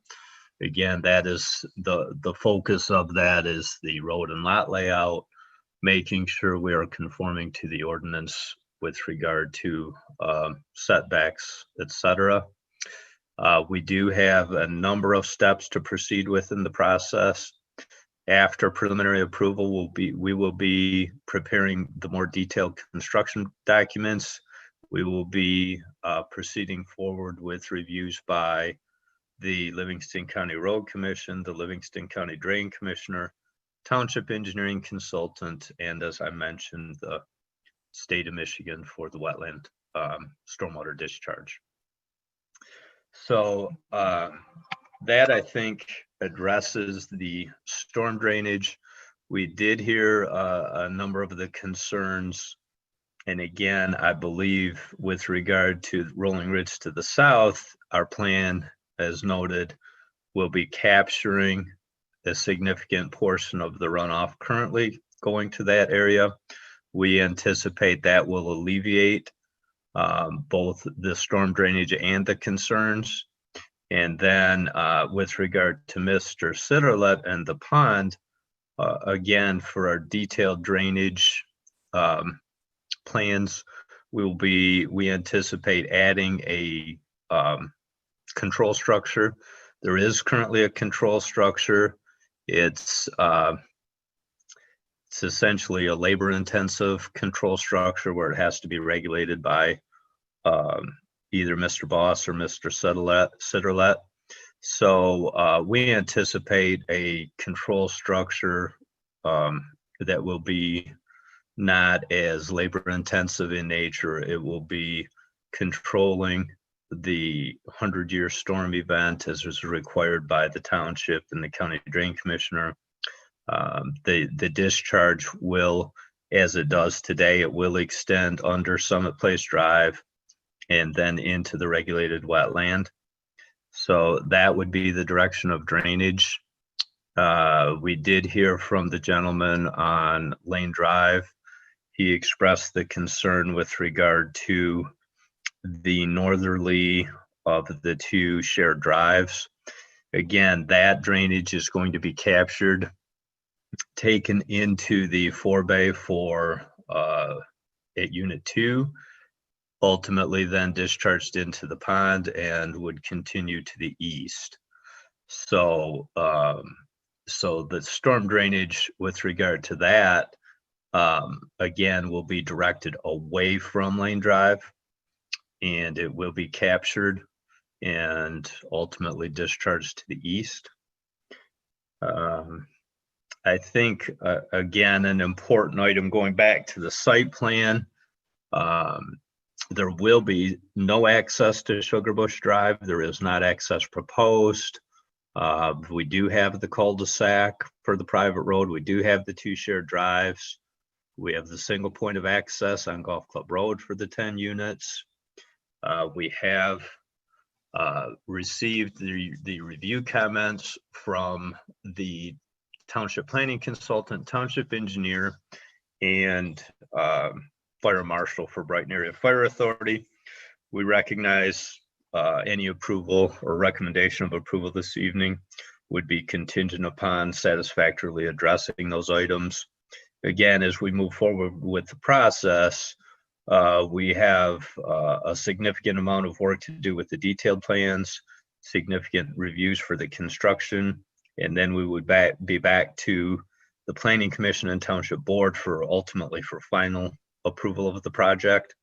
So again, we are requesting this evening the preliminary site plan approval contingent upon the review letters. Thank you, Mr. Chairman. Thank you, Brent. Next up is Brian. Brian, would you like to go through your letter, please? Absolutely, Mr. Chair. Thank you again. So the request before you at this time is consideration of a preliminary condominium plan. Condominiums are regulated under the Township Zoning Ordinance by Section 12.07. It is a two-step process, as the project engineer noted, preliminary and final. And both of those steps go through the Planning Commission for recommendation and on to the Township Board for the final approval. So it's kind of a two-step process times two, if that makes sense. So I do have a full review letter included in your packet. The current review letter is dated May the 6th of this year. And I do have a handful of comments that I would like to get through, many of which the petitioner has discussed either to some degree or they did respond and acknowledge in writing with their revised submittal. So the first thing I want to start with is because the proposed at this time, the preliminary condominium plan includes 1 acre residential lots. Any favorable action on this has to be conditioned upon granting of the LDR rezoning that was just considered by the commission. So ultimately, if a favorable motion is put forth tonight recommending approval of the preliminary condominium plan, it should be conditioned upon granting of that rezoning request. So that's the first and foremost. Absent that rezoning, the 1 acre units are not allowable as currently zoned. So until that's rezoned, they can't do 1 acre lots. So hopefully that makes sense. I think it's also important to note, and it's pretty clear, you could see on when the plan was up, and I'm sure Kelly can get back to that momentarily, but so the site condominium plan includes the 10 residential lots plus a park, as well as the private road and the shared driveways. What is not included is the pond, the existing residence, what is identified as the park/nature preserve, and also what is identified as the future church site. So while this is all currently one parcel, those items that are not a part of this condominium plan will need to be separated out. The applicant has acknowledged that, but I wanted to try to make that clear that at some point, if this project moves forward, those other properties are going to need to be divided, probably via land division is my guess, but there are other mechanisms in which land can be separated. But the existing residence pond would need to be split off from, say, the Park Nature Preserve and future church site, and then also that's distinct from this condominium plan that you're reviewing tonight. So I want to hopefully make sure that's clear. I'm happy to go back to that if that's not clear. Procedurally, if favorable action is taken on the preliminary condominium plan, there are formal condominium documents required of site condos. That includes a master deed and bylaws. Those will be required with a final condominium plan submittal, assuming the preliminary plan obtains its approval from the township board at a future date. Within those documents, we do go into a little bit of detail in our review letter, the summary of which is that we're recommending some language be included. Of note, we want to make sure that there's language that will ensure protection of the wetlands, the natural features setback, which is a township requirement, as well as the undisturbed wooded areas. These documents will also need to include use and maintenance provisions for the park area that is shown sort of northeast-ish of proposed unit 3. So those are future items, but when we get to that point, that's what we would like to see included in those documents amongst the other legal language that's required. The next point is tied to, again, sort of this dividing of these properties and the creation and construction of this proposed private road. So if you look very closely at the plan in front of you, with the construction of this private road, that existing residence actually becomes a corner lot. So it will have frontage on 2 roadways, those being Golf Club and this proposed Summit Place Drive.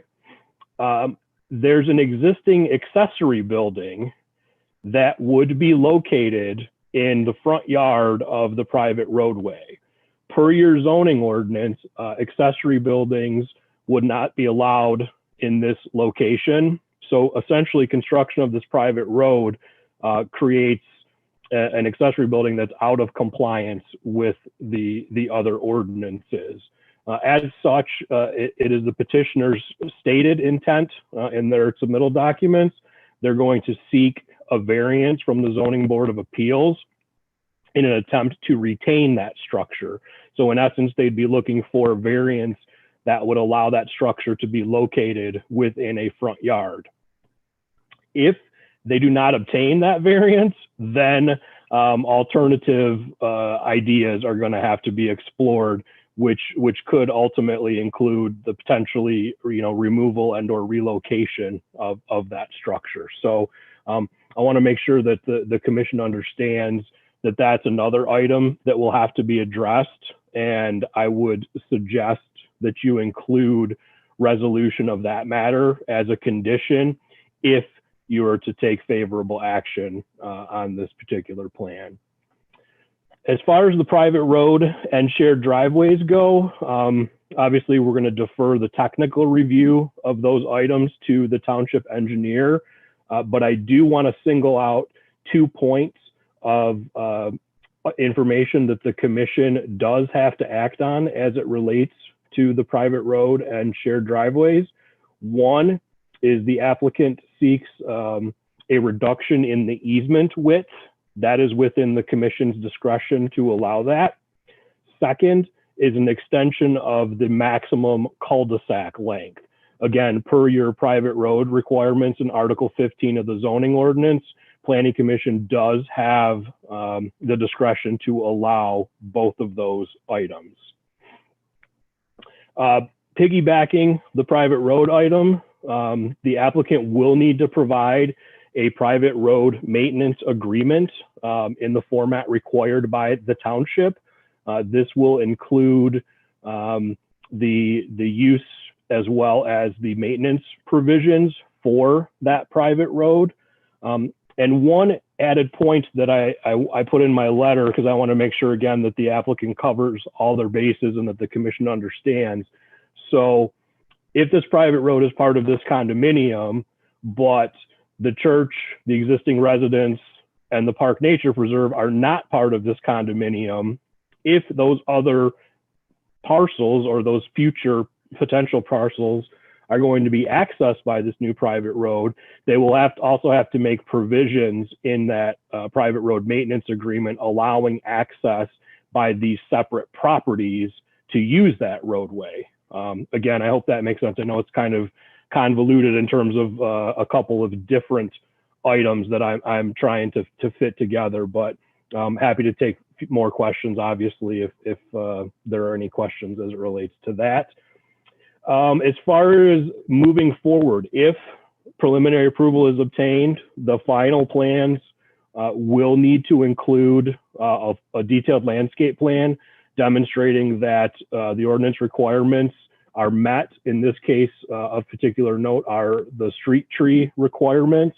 It is stated in the preliminary submittal that they believe the street tree requirements will be met by existing trees that would be preserved along the new roadway. However, we'll need to see a detailed plan with the final plan submittal confirming that is met. Again, another future item, but another one that we think is important is that if this project does get to the point of construction, we want to make sure that tree protection fencing is located appropriately such that it will provide a barrier from the wooded areas that are to remain undisturbed. And those could be the wooded areas and or natural feature setback areas that are to be protected as a result of this project. Speaking of the natural feature setback, there are several items. There are some permanent structures that are proposed to encroach into the township's 25-foot natural feature setback. Specifically, there are a couple portions of the private road. There is a landscape / retaining wall. There is some grading activity, and then some of the stormwater, portions of the stormwater management structures themselves all encroach into the 25-foot natural feature setback. Again, if this moves forward, the petitioner will need to seek and obtain special land use approval for those encroachments. Lastly, and actually the project engineer already spoke to this, but any activities that are within the regulated wetland area itself are subject to permitting through EGLE, which is the most of you I think are aware, but it's the new terminology for the old DEQ / DNR environment, Great Lakes, and energy, I believe. And I think Brett nailed it the first time, but those will also be part of this as well. So any of those activities that are going to encroach into those regulated wetlands will need to obtain approvals from the state before that can occur. That's all I have at this time, Mr. Chair, but again, I'll be happy to take your questions when the time comes.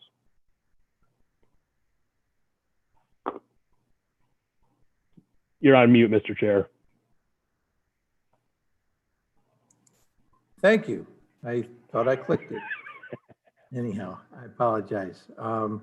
Thank you, Brian. We're going to move over to Shelby. Shelby, you can describe to us what your letter indicates and what is required.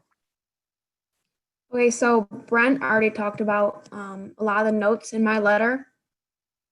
So first, with the traffic and roadways, like Brian mentioned, the proposed private drive is 1,400 feet long or close to that, and that exceeds the maximum private road length of 1,000 feet. Given the natural features of the site, the trees, the two water bodies, and the limited access to from Latson Road, we support like a deviation for the private road length. And then the private road entrance on Golf Club Road will need to be approved by the Livingston County Road Commission prior to the final site plan approval. That's not needed for the preliminary. The site plan shows the 12-foot franchise easement, which we discussed earlier. We previously commented on this because they did not, we were hoping they would extend it all the way to Golf Club Road, but instead they're extending it to Latson through the church site, and that's acceptable. For drainage and grading, for the storm sewer that's shown for the final site plan will require sizing calculations. What is shown now is acceptable for the preliminary site plan, but more detail be required for the final. For utilities, right now the petitioner is proposing to provide water utilities from MHOG to sites that are adjacent to the private road, but they are not proposing to provide water service to the units that are further back on the private drive. So I think that's 1, 2, and then the sites that are to the southwest corner, we would suggest that if municipal water is being serviced to the sites adjacent to the private drive, that all 10 units are getting the municipal water rather than just the 4, I believe. Another thing is the petitioner is proposing a dead end water main. We normally like to see a water loop, and so we would want the water main on this private drive to be connected to the 8-inch water main on Sugar Bush Drive. This would provide a complete loop in the water main, which gives better water quality and reliability for the homes. The petitioner right now is proposing to have a stub that will provide future connection to the water main in Sugar Bush, but we would think that providing that loop right off the bat would be the best option. And we would want to see a 25-foot easement that goes to the edge of the property to provide the possibility of that water loop. And then the petitioner currently is not proposing municipal sanitary sewer service. They are proposing septic. We would suggest using this municipal sanitary sewer services. And I know that's being looked into by the project engineer. But if septic systems are what we go with, then we would want to see approval from the Livingston County Health Department and the necessary testing to provide that septic systems can be used.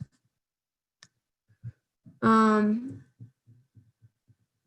then this is going to be a long ways down the road, but eventually after final site plan approval, these plans will have to be resubmitted for construction plan review for the sewer, any sewer or water that is done on site by MHOG.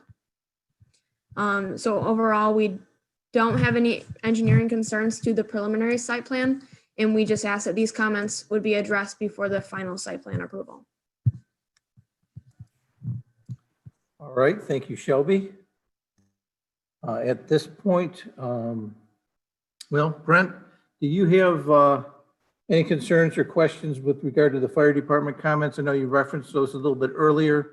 Are you fully aware of those items and you're in process of either addressing them or have addressed them? Yes, that is correct. But if I could speak real quickly to a couple other items, and these might address some additional residents' concerns. So this particular sheet here does show our proposed limits of grading. So our intent on this site is we recognize the value of the natural features, and a 1 acre lot gives us a lot of opportunity to preserve the topography, preserve the trees. We're expecting these to be estate homes. We're proposing 1,800 square feet for single family or for the single story homes, and then 2,200 square feet for the 2-story. So I just wanted to bring that up because I think that is important to note for the residents both to the west and to the south of the development. And we hope that does address potential concerns of theirs. And then the other item is the outbuilding. So the outbuilding isn't within the proposed 10 units, but as pointed out by the planner, it is impacted by Summit Place Drive. We do feel it's a nice feature for the site. It's been there for many years. The church would prefer to keep it, so we are going to seek that ZBA variance for it. But obviously, it doesn't directly impact the 10 single family residential lots, and it obviously would also be a contingency of your approval if you choose to this evening. So I just wanted to add those few items. Hopefully they do take care of a few questions that may come up later. All right, thank you, Brent. At this time, as we indicated previously, there have been some letters received and they've been already read into the record. So I would like to open up to the public regarding this request. Please remember that those who have called in to dial *9 to raise your hand, and you'll be unmuted. In order for those calls to be received, please wait for the unmuting and remember to spell your name and also include your address. You'll have 2 minutes to speak. Kelly, do we have anyone in queue yet? We have one caller currently with their hand raised. So we'll go ahead with caller phone number, last digits 4611. You are unmuted. Please give your name, spell your name, give us your address, and go ahead and address the commission. Hi, my name is Paul Rotash, last name Rottach. I live at 3897 Sugar Bush Drive, lot 162, directly behind the development. And I just want to say a couple things. I see the proposed items for what's happening, and I just want to address something about the wetlands. And I know we covered the traffic study, but I just want to bring this up again. That for the record, that we're relying solely on the petitioner's engineer on data that is pertinent to things like traffic study, environmental studies, and impact, and that these answers could potentially hold up his request. So I'm saying that there's a potential conflict of interest and a bias in his response, and it's an obvious concern of the community on things like the traffic study and environmental impact and wetlands and water runoff. And, it's obvious concern. If you don't think there's a concern, you can come to my house when it rains, or you can drive on Latson Road Monday through Friday after 4:30 p.m. and see the traffic. So we're talking about things that are over 8 years old, and that's what we're using to walk on, and then we're just using data that's, not the most reliable. So I just want to put that out there. Okay. Thank you. Thank you, Paul. Kelly, do we have anyone else in queue? I do. The next caller, last 4 digits is 5732. Caller 5732, go ahead and give us your name, your address, spell your name, and address the commission. Okay, thank you. My name is Don Farr, Farr. I live at 170 Lane Drive. Again, I think you know me already. I have a couple of different points. The first is the church has stated in the past that they need to sell the lots in order to fund the church development. I think we have a general concern around if they are unable to sell or they really aren't seeing the revenue they need from this. What is the additional development that can occur? I think this was talked about earlier, but I want to verify that. I think what I heard was a maximum build out of the entire land. If the church doesn't go in and they develop the rest of the land for homes, the maximum build out total is 20 single family homes. So I'll cover my other points, and then if somebody could respond to that, I just want to make sure if I have the number right so we understand that. Second item is the property backs right up to within feet of Lane Drive. The driveway alongside Lane Drive, we asked that the Planning Commission really consider the statement around the development rule will require maintaining a significant portion of the forested property. We really want to know more of what that means. I think somebody else spoke about that as well. We really want to know, those of us on Lane Drive, what the setback of that road is truly going to be. And understand that, you know, we would like a larger buffer on those lots, especially 1, 2, and 4. It really, you know, building the road right on top of the Lane Drive road and backing up homes, either the back of the homes or the front of the homes right close to the road, it really is going to impact our home values and we're really kind of destroy the rural character that we currently have in our area, and that's something that we have ample concern.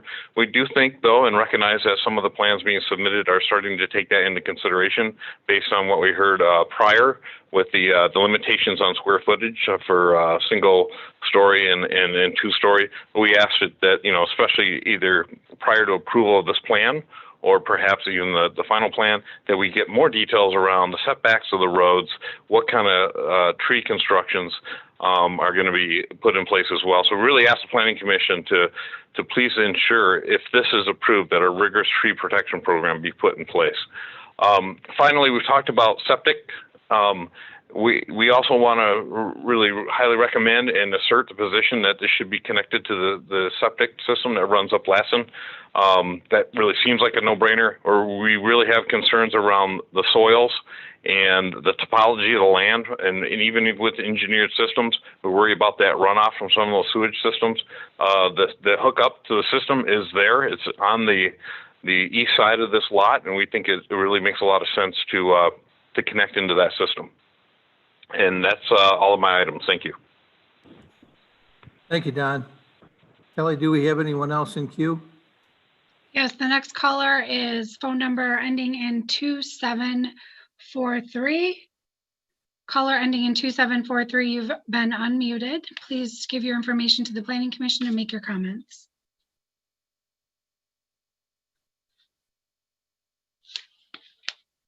Caller 2743, can you hear me?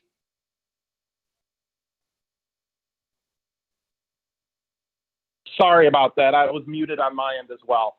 My name is Don Putella. My address is 3366 Snowden Lane. Last name is Putkela. And the concerns I have has been reiterated by other people, but the first one has to do with traffic. We were told during the zoning to, not look at the traffic that the church would have impacted on Lapson and in Golf Club, and that would be discussed here in the site planning. Now we're looking at the site planning, and the church is again not listed on the initial site plan to look at the traffic impact of what that is. And, a church has a couple services on Sunday, service on Saturday. You're talking about funerals, you're talking about weddings. So there's a large impact that's not being discussed on that. And the second point has to do with the maximum build out. As someone previously stated, you discussed having a maximum build out of 23 homes, but we have a site that's 46 acres. So I'd like to understand what the true maximum build out on that, because just doing normal math on 1 acre lots gets me a lot higher than 23 sites. So thank you very much. Thank you, Don. Kelly, do we have any others in the queue? We do. Next caller is phone number ending in 3697. Caller phone 3697. You are unmuted. Please give us your name, spell your name, address, and address the commission. Sure. Again, my name is Nicole Zages. I'm at 3274 Snowden Lane. I have a concern about the type of lighting that would be utilized for the church parking lot. Has anybody done a study on what the levels of light pollution would be, since we're centered between Meyer and now another potential commercial type lighting in that area? What type of disturbance that would be for the neighbors along that edge? And is there any specifications on what type of lights have to go in there and what their impact is on the environment in that area? Everybody else has addressed my other concerns as far as what happens if the church doesn't go in and what happens to those lots. I have the same question that Don had about 46 acres, 23 houses doesn't make a lot of sense. And then the roads too. Thank you for your time. Thank you, Nicole. Kelly, do we have any others? We do. The next caller is phone number ending in 1733. Caller phone number 1733. Go ahead, give us your name and information, and then move ahead on your comments. Hi, my name's Steve Trudeau, Trudeau. I'm at 312 Conover Court. I'm on the other side of Latson Road in the Lakewood Knoll area. A couple of people have already mentioned.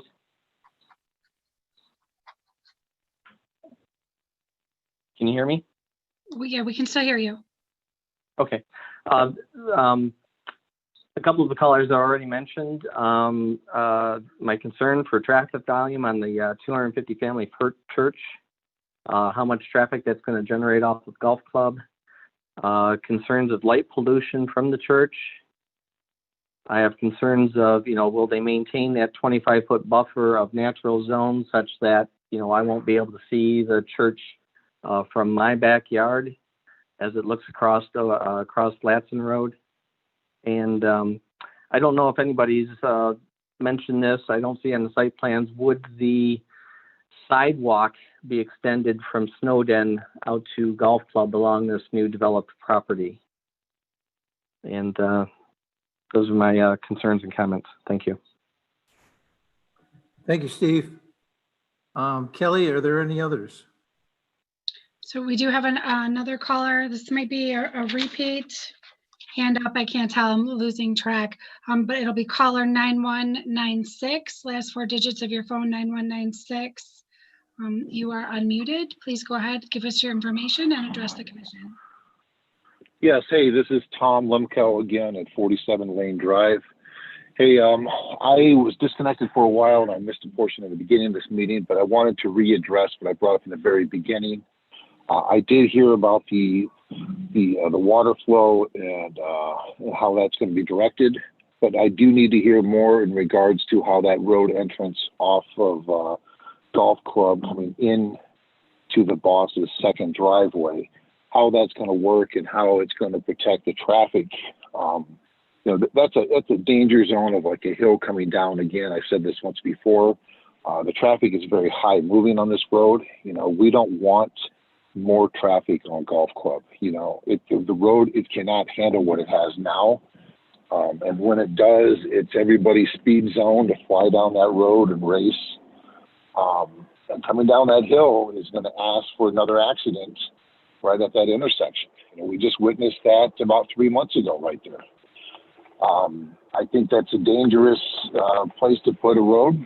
And I just want to put a concern in that I am totally against that. So that's one of the issues. My second one would also be that the previous gentleman mentioned the sidewalk where it ends up at Rolling Ridge by Snowden. Is there going to be a sidewalk that goes down to Golf Club, maybe from Golf Club up to the new entrance, where we can enjoy, people can enjoy walking safely up to Myers or up to the intersection. So these are the things that I need to address. Thank you for your time.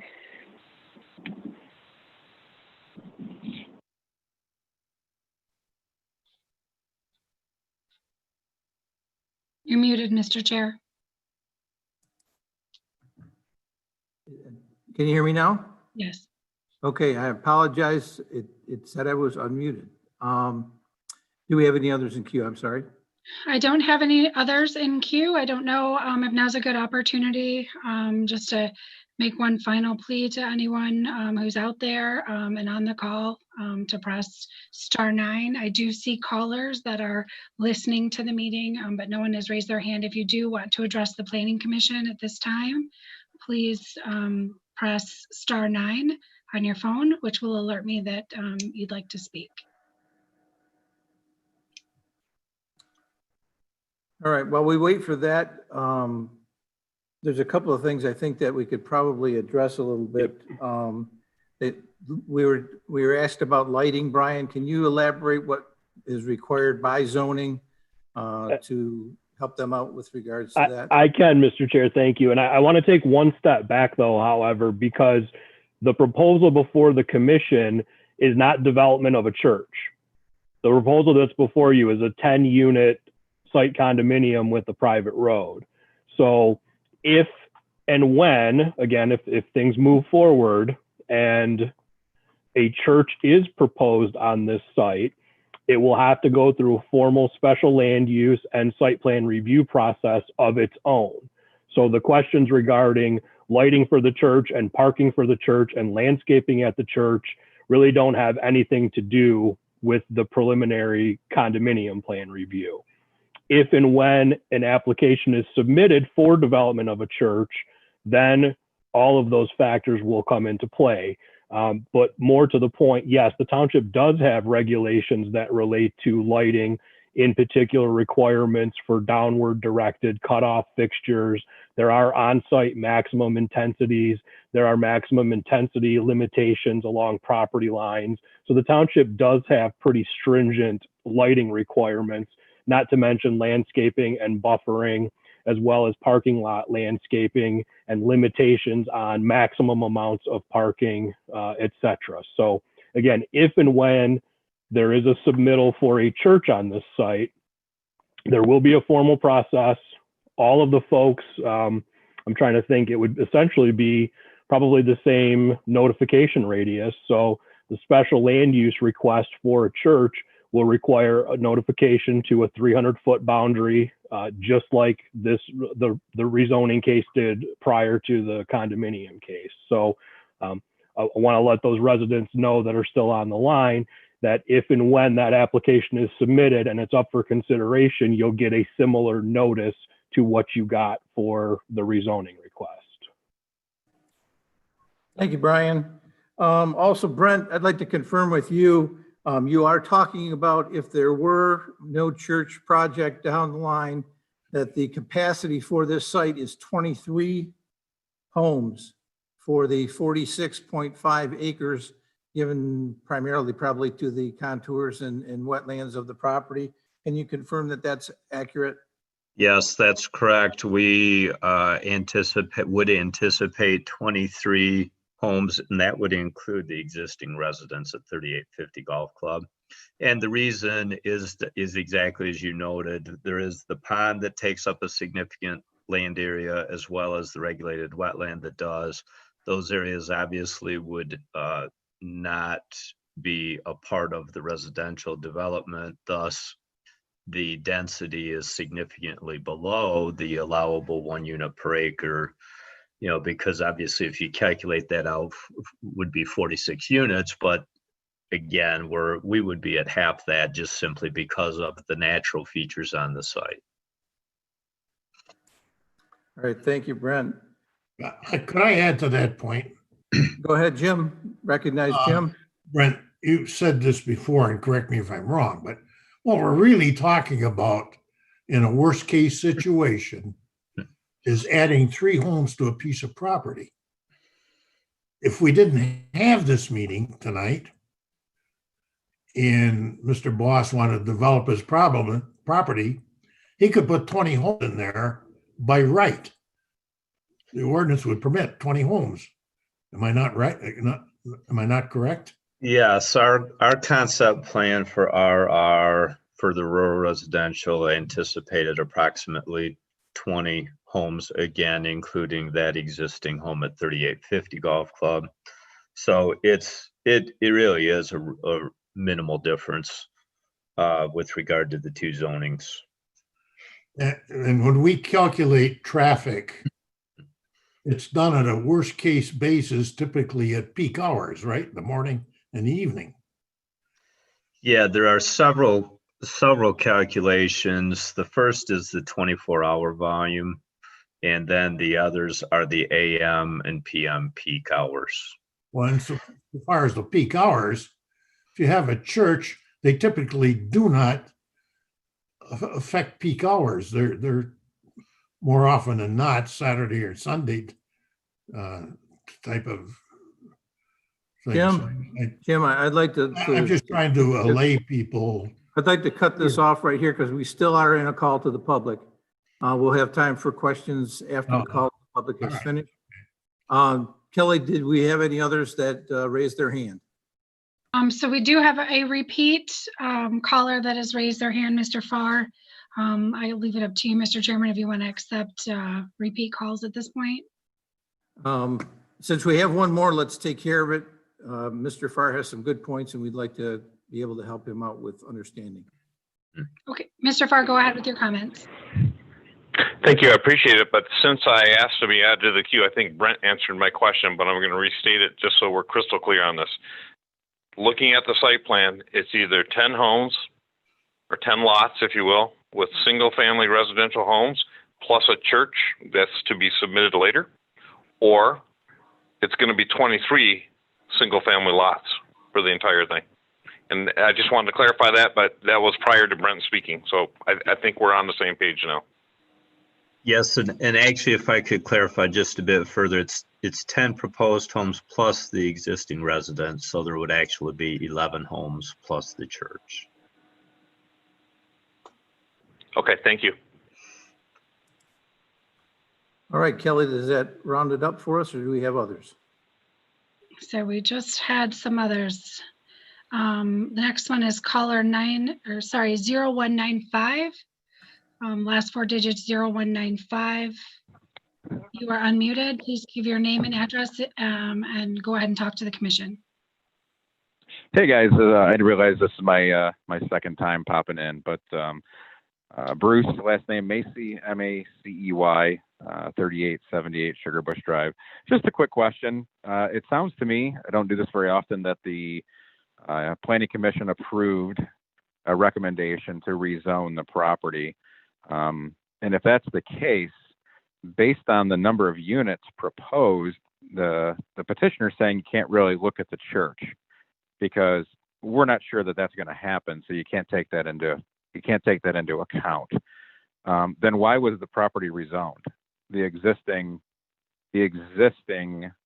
zoning accommodates their site plan. Could somebody address that for me? I'm just scared. Maybe it's my misinterpretation.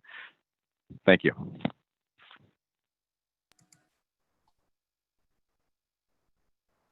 Mr. Chairman, I don't know if you have an answer for that. I mean, again, the purpose of the rezoning, I think at this point we're learning, is to gain 3 additional residential density lots. So in addition to that extra density, the low density residential district also has some smaller, lot width and setback requirements. So they might be able to fit the lots in a little bit better with the different zoning district. We can go to Brent for maybe more of an explanation of that. Yes, that's exactly right. So, so the LDR zoning allows us to work much better with the natural features, and we will have less impact to potentially the wetland area and that type of thing, because again, to get the 20 lots for the rural residential, we would be looking at parcels that are fronting on public roads and that type of thing. And that's not the type of development we desire to bring to Genoa Township. We are looking at high-end homes, a very first-class development, and being very conscientious of the natural features of the site.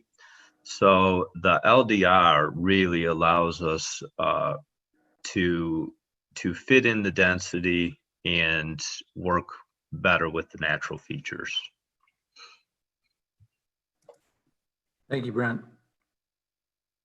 I have one more caller that has raised their hand. Would you like to take? We'll take one more call, please. Okay. So this is caller number 3780, phone number 3780. You are unmuted. Please give us your name, your address, and go ahead. Yes. Whoops, I'm sorry. Yes, this is Mike Sitterlet again speaking. I'm the adjacent property owner to Mr. Boss on the pond, and I live at 3780 Golf Club. And I'm a little upset now because I thought this meeting was over, and I left, and I'm completely in the dark in terms of what's been talked about. I thought they were moving on to another, to something else, and this whole format of this particular meeting is just, I don't know. It seems like we're experimenting with something that shouldn't be experimenting with at this time. But one of the key factors that I wanted to bring up after I spoke previously was the issue of the road coming off of Golf Club Road. In the impact statement provided by Boss Engineering, they clearly indicate that there are no deed restrictions on the property, but there are. That we have an easement that gives us access to that dam that in my opinion is a deed restriction. And I've talked with no one in regards to how we're going to address that, handle that we're moving on to this other issue now. And I'm just miffed at what's going on here. And I apologize for being so blunt about it, but I don't know. I guess I'd like an explanation of why we have an impact study that shows there are no deed or that indicates there are no deed restrictions, yet our easement clearly indicates that, and it was drawn up by Boss Engineering. That's all I got to say. Brent, do you want to handle that, or I? Yeah. So for Mr. Sitterlet's benefit, I did speak to storm drainage a bit earlier in the presentation for this agenda topic, and I talked about our storm drainage plan for the site, how we're going to be pre-treating the stormwater prior to it discharging to either the pond or the regulated wetlands, and that we will be constructing a control structure for the pond for both your benefit and the benefit of the development that will address that water level much better than it is regulated today. You know, I'm somewhat familiar with how you and Gary Boss regulate the pond level, and we intend to work very closely with you in regard to establishing a more stable pond level so that it's to the benefit certainly of you and to the benefit of the development as well. Can I ask another question then?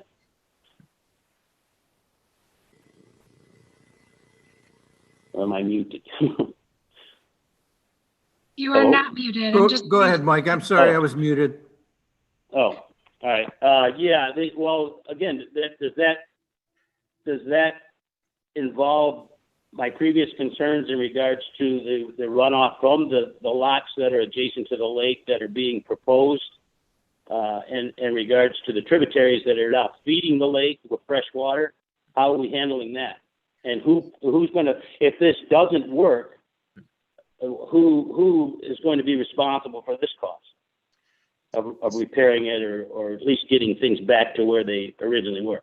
So I believe your earlier comment, you were concerned that the lake level could actually drop. And I talked a little bit about the storm drainage plan for the site, and we're going to actually be bringing some additional stormwater from the south, near the south property line, up and discharging to the north. So our intent is certainly not to reduce the tributary contributing to the lake. And additionally, again, any stormwater we are discharging to the pond or to the regulated wetlands, that will be pre-treated, and we will be pursuing a stormwater discharge permit through the State of Michigan Department of Environment, Great Lakes and Energy. Okay, so this won't just be stormwater runoff running back into the lake, in other words, from pavement and other surfaces. That's correct. Mike, this is Chris Grayjack. I just want to make a quick observation. A lot of what Brent talked about in great detail was recorded earlier, and it is going to be available to you to listen to. So that may be helpful. It will be on the YouTube station, so you'd be able to get that right there. So, all right, Kelly, are we all set with callers? We are. Okay, thank you very much.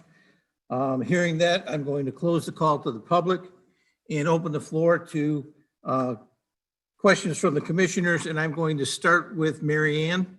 Do you have any questions? I do, thank you, Chairman. I have a couple of questions. I just would ask Brent that you expand on in reference to what was the intent about just delivering water to a few of the parcels and not all, and the reason for the decreased easement for the road width. Sure. So the decreased easement for the road width, because this is a private roadway, your ordinance allows the decrease, and based on the width of the roadway, and because the majority of it would be curb and gutter, and we don't have, other than storm sewer, we wouldn't have other public utilities in the large portion of it. We have requested that reduction and indicated that reduced width of 50 feet for the right of way in the plans. And then secondly, in regard to the water, so this really ties into the roadway length. We're at just under 1,400 feet for the private road length with the single access, again, only to the 10 homes. But in discussions with the fire marshal, they felt a reasonable compromise or reasonable solution to this extended road length would be to provide public water with hydrants, with fire hydrants that they could access should they need to fight a fire for these 10 residential lots. Thank you. Jim Mortensen, do you have any questions? No. Well, Thank you. except it's going to be an issue on when we get to water. I don't think we should recommend approval of a mixture of wells and public water. So my motion, if I get to make it, would be all 10 homes have water.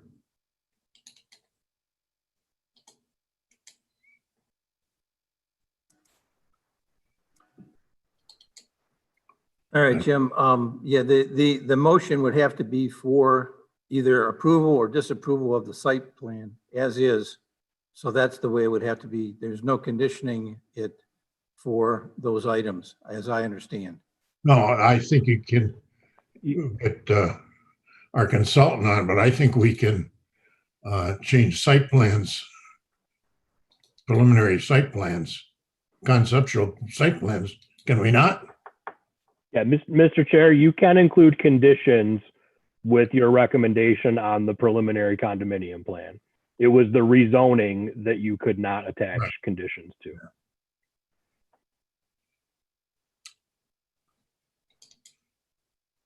All right, I think you and I may be at a standoff then, Jim, because I don't see any disadvantage if the public health department indicates that there are places and it's those sites that can be developed with septic fields. We've got septic fields throughout Livingston County, throughout our township, and many of them have Water. sewer and water. It's water. Right, and there's also an opportunities later on down the road for them to connect to sewers if that becomes more feasible. All right. Anyhow, My issue is 6 homes with water and 4 with wells.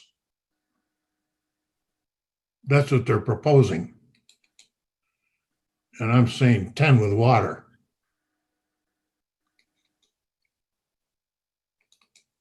Okay, well.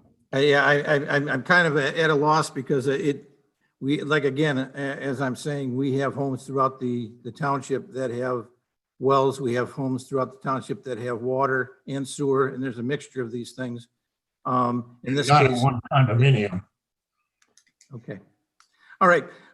Next up, Eric, do you have any questions?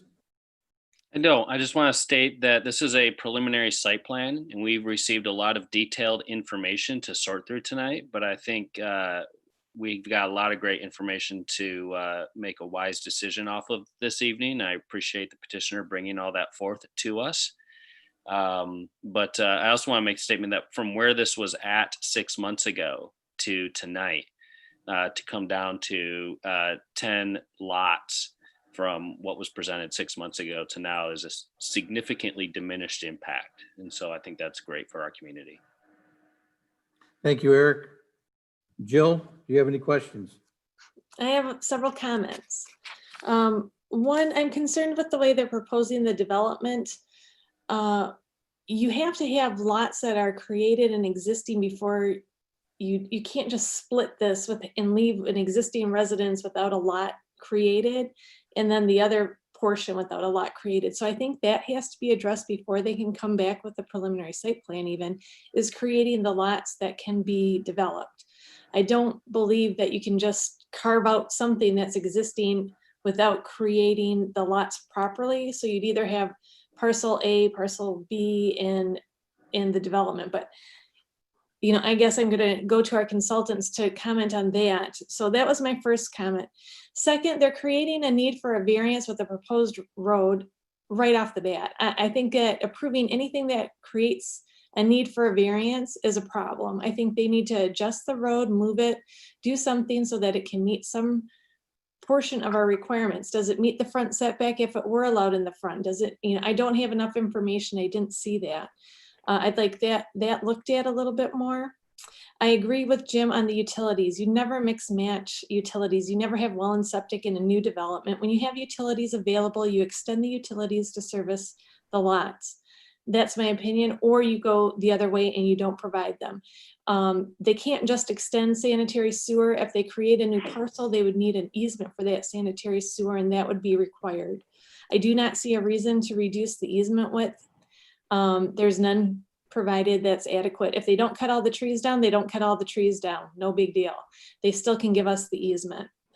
Landscape, I didn't see anything proposed for landscape. I didn't see any sizes of trees that are existing out there to be able to even comment.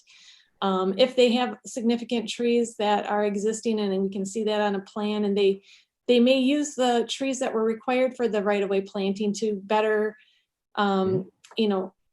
buffer their neighbors, would be my comment. I do have a concern about the private drive easement from the first couple lots being very close to the private road adjacent to the west. I would like to see buffering and plans there. I don't like that they're in the natural feature setbacks. I think these are all things that we have to consider, and I would like to see them revise this a little bit. I know a lot of this is probably not done because they didn't know if they'd get the rezoning. I understand that, but I think that the plan needs to be modified a little bit so that we can see exactly what our consultants have requested, as well as address some of these issues that the Planning Commission is bringing up. I think we need to see additional grading. We're hearing a lot of comments about drainage, and I am not seeing a lot of detailed information, not even detailed, just some preliminary grading. How are you going to get those lots to drain to those catch basins? I don't see that happening with been provided. You're not proposing any grading back there. A little house comes in, a master grading plan. You know, it doesn't have to be that detailed, but there should be some level of effort to address the drainage concerns that we've been hearing about all night. And I would like to see pass adjacent to our right of way. I would like to see a connection along Latson Road and Gulfview. I think that those are things I'd like to see on this as well. And I think that covers it. Yeah, the sanitary easement, if you wanted to in the future get that, we should have that with the 12-foot easement for the utilities and whatever our water main and our sanitary sewer easement, that should be shown at this time as well. So that it could someday be serviced with those utilities if it is chosen not to do it now. Brent, do you have anything to add to that? I think just off the bat, Jill, real quickly, I would reference back to Eric's comment. This is a preliminary, and that's why there are so few details. Yeah, but even at preliminary, it says that, you know, you're supposed to kind of come in with a site plan. You should have some additional grading information. You should have some landscaping information. You should have some of these things addressed. You know, are you going to put a path in? I think you should show that at preliminary. These are things that you show on a preliminary site plan. You have preliminary grading done. And I see a road design, that's all I see. I don't see any preliminary grading for any of the lots. And with all the drainage concerns, I'm very concerned to not see anything. Brent?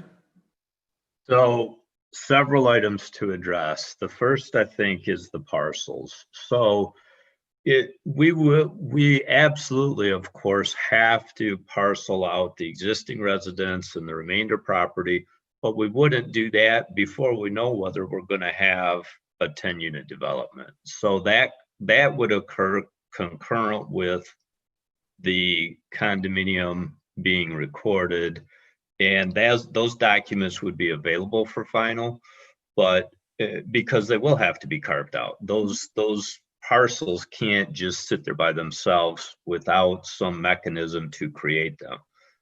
But again, I think those are a final site plan item. Okay. The variance for the outbuilding. So the golf club road entrance, that is the location designated acceptable by the road commission. And again, because of natural features, because of the pond on the west side, the regulated wetlands on the east side, the geometrics of that road are very limited. And we tried to balance the natural feature setback from the wetlands and the natural feature setback from the pond in locating that road. So we felt that we had approached it in an appropriate manner to try to balance those. We do recognize we encroach into the natural feature setback in both of those locations, but again, it's a very narrow width between the wetland and the pond. So we cannot physically fit a road through there without encroaching on the setbacks. In the road, I can understand. I can understand the road needing to be there, but I'm even talking about your sedimentation basins. You're encroaching with those as well. And I think that's, and you're limiting the lot buildability for unit 2, I think it was. Yeah, let me check my phone. I have the plan on that.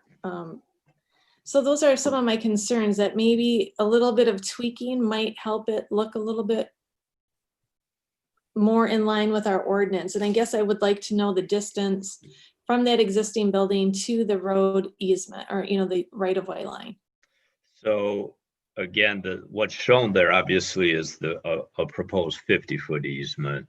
And I think we're at about 10 feet from that easement. If we were to go to 66, then we would be obviously inside the building, and that it would have to be removed. And we feel it's a feature that makes sense to keep. And when you look at the geometrics of the road and you combine that with the topography, the location of the road is really makes sense regardless of the outbuilding being there or not, because of the topography, because of the natural features. We've got some steeper slopes on the west side of the road. So we've really tried, and we've spent time out at the site, really trying to locate this in the most appropriate spot. Again, balancing really the wetland on the east side and the pond on the west side and the topography. So again, the outbuilding, the desire is to keep it. We would have to go to the ZBA for a variance. We may or may not get the variance. We don't know. Obviously, if we don't get the variance, we can't do anything further with the road to keep the outbuilding. So it would be removed at that point. Okay, so maybe a note on the plan that this will be removed if there is not a variance. But to get a variance, you have to show that you have not created the hardship in creating the road, because that's where you want to put your road. And I agree, it is the right location for the road to go. I just do not like keeping a building where we can't even meet a front setback if we were to give it a front setback, and it's not allowed to be in the front. So, I have a very big conflict with that. I'd rather see the building removed. Mm-hmm. Jill, And then Brent, I've got just a quick comment. Sure. What we've created, because that road's coming in, is 2 front yards, and that's what creates that setback problem. If that were a side yard, I don't know exactly if it would be within setbacks, but I think that's kind of what they're saying and what their thoughts are. You've got 2 front yards in this case. Understood. No, I fully understand that we're So creating. that's where your setbacks are being And if we could push that road further east and not impact the natural features, we absolutely would do that. But unfortunately, we don't have the ability to move that road further east. Are you sure? So we already are proposing a landscape retaining wall, and we're within the natural feature setbacks. So we can't push it east. We can't push the road east. Regardless of the setback, it's still in the front yard. So he'll need a variance regardless. So they might, that's up for the ZBA to decide. All right, thank you, Jill. Jeff DeHanens, do you have any questions or comments? Quick comment, Jim hit most of mine, as did Eric. I get it that it's preliminary, but for me, my focus has really been on the utilities and all 4 points in the utilities. You're bringing water in for 4 of the 10 units. You're going to have to bring water in potentially if there was a church there. You should be bringing water into everything. For the sewer and septic, just because you can doesn't mean you should. We've got public utilities that are there. You should be putting them all on public sewer. So I would love to see that in the revised plans before final approval. Otherwise, for me, I would not approve at that point. But from a preliminary standpoint, if you take many of our considerations in, then I'm good. And my third last one is being so close to Lane Court. Literally, those are right next to each other, those driveways and Lane. A little separation there would be great, if possible. Thank you. Thanks, Jeff. All right. So I'm going to close that. Is there any other discussion that anyone would like to make? Any other comments? Seeing none, we're going to move forward. I guess first off, can I get a motion regarding the recommendation for the environmental impact assessment? Mr. Chairman, I will recommend approval by the Township Board of the environmental impact assessment for the property at the southwest corner of Golf Club and Latson Road, dated March 20th, 2020, subject to the following revision. All homes on the property will have public water. That's my motion.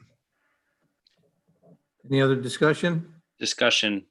Would that be most appropriate, a final site plan and not in a preliminary? And we had a little discussion about it before, but Kelly, Well, what do you think? I personally would prefer to see it on record that that's where this planning commission and township board is heading. if the Livingston County Department of Public Health approves, and so the health board of our county approves these, then our goal is to have unification amongst these units. But from a health, safety, and public welfare standpoint, there's not much of a justification, and that's my concern. Our goal as a planning commission is to preserve the health, safety, and public welfare.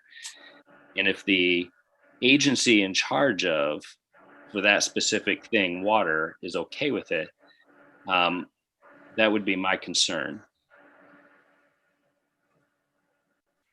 Well, don't you I have never seen a condominium, site condominium with a mixture of utilities.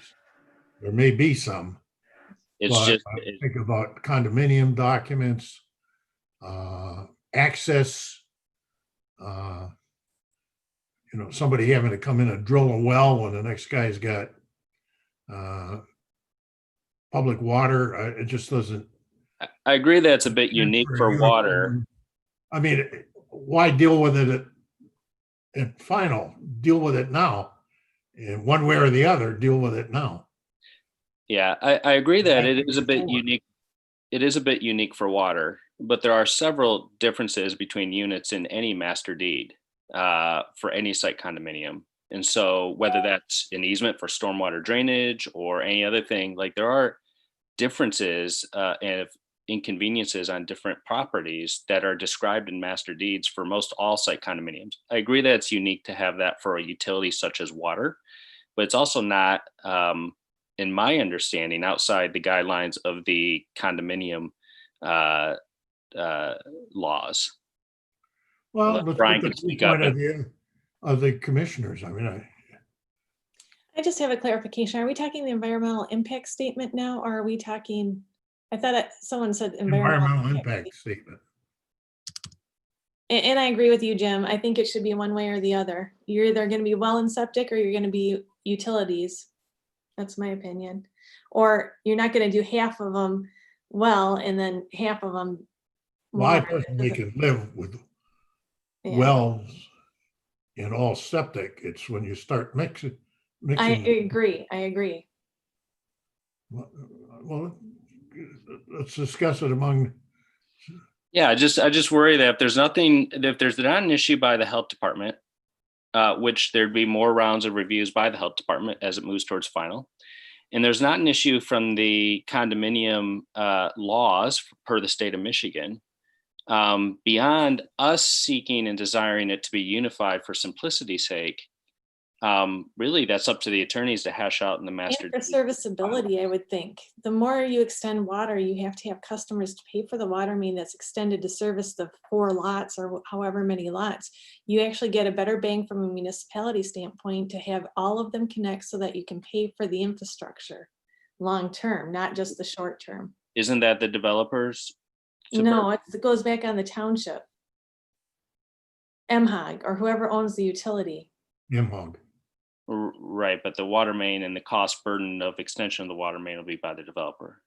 Just funded by the developer initially. Ongoing maintenance and replacement will be on the municipality or MHOG, whoever owns it. He's already bringing it in. Customers. Why would I create a pocket of Right. 6 houses that are different? It doesn't make sense. Yeah, just hear me out. I agree that unifying it, and maybe the petitioner can speak to this, is best. But I just actually don't know if, beyond just the desire of unifying it, that there's anything lawful or just even unwise about it. It's simply it's a long-term maintenance responsibility for the utility. So that is a problem. So you either go one way or the other. You either are all well or you are all water, in my mind. You don't create a burden on the municipality because you choose to do half and half. Well, we have streets in this community that have half water on one side of the road and well on the other side. Yep, and those people, if you have well originally and the water comes in, you can't force them to connect necessarily unless it's in your ordinance. But if you bring in water, the township typically always, I've never ever witnessed a situation where you don't make them all connect, because you need to share that future maintenance cost. The organization I work for, we have property that has a site, commercial site condominium that has, some have water, some from a well, others have water from city water. Yeah, I've never seen that. It's in Ann Arbor. Is it all in Ann Arbor or is some in Ann Arbor Township? No, it's all in the same community. I'm just saying I've seen it. See, I've never seen Ann that's Arbor not do it. ideal, I used but to I've work seen for it. them. I've never seen them do that. Brent, is there some reason why, I guess other than cost, which is probably the driving factor behind this, that all of the 10 units are not going to have water? So again, the intent was actually this would be a well and septic development at 1 acre. However, because of the road length issue, we, in the discussions with the fire marshal, we agreed to bring the water in to service the hydrants. Because of the location of the water main for the hydrants, it does make sense to service units 3, 5, 7, and 10.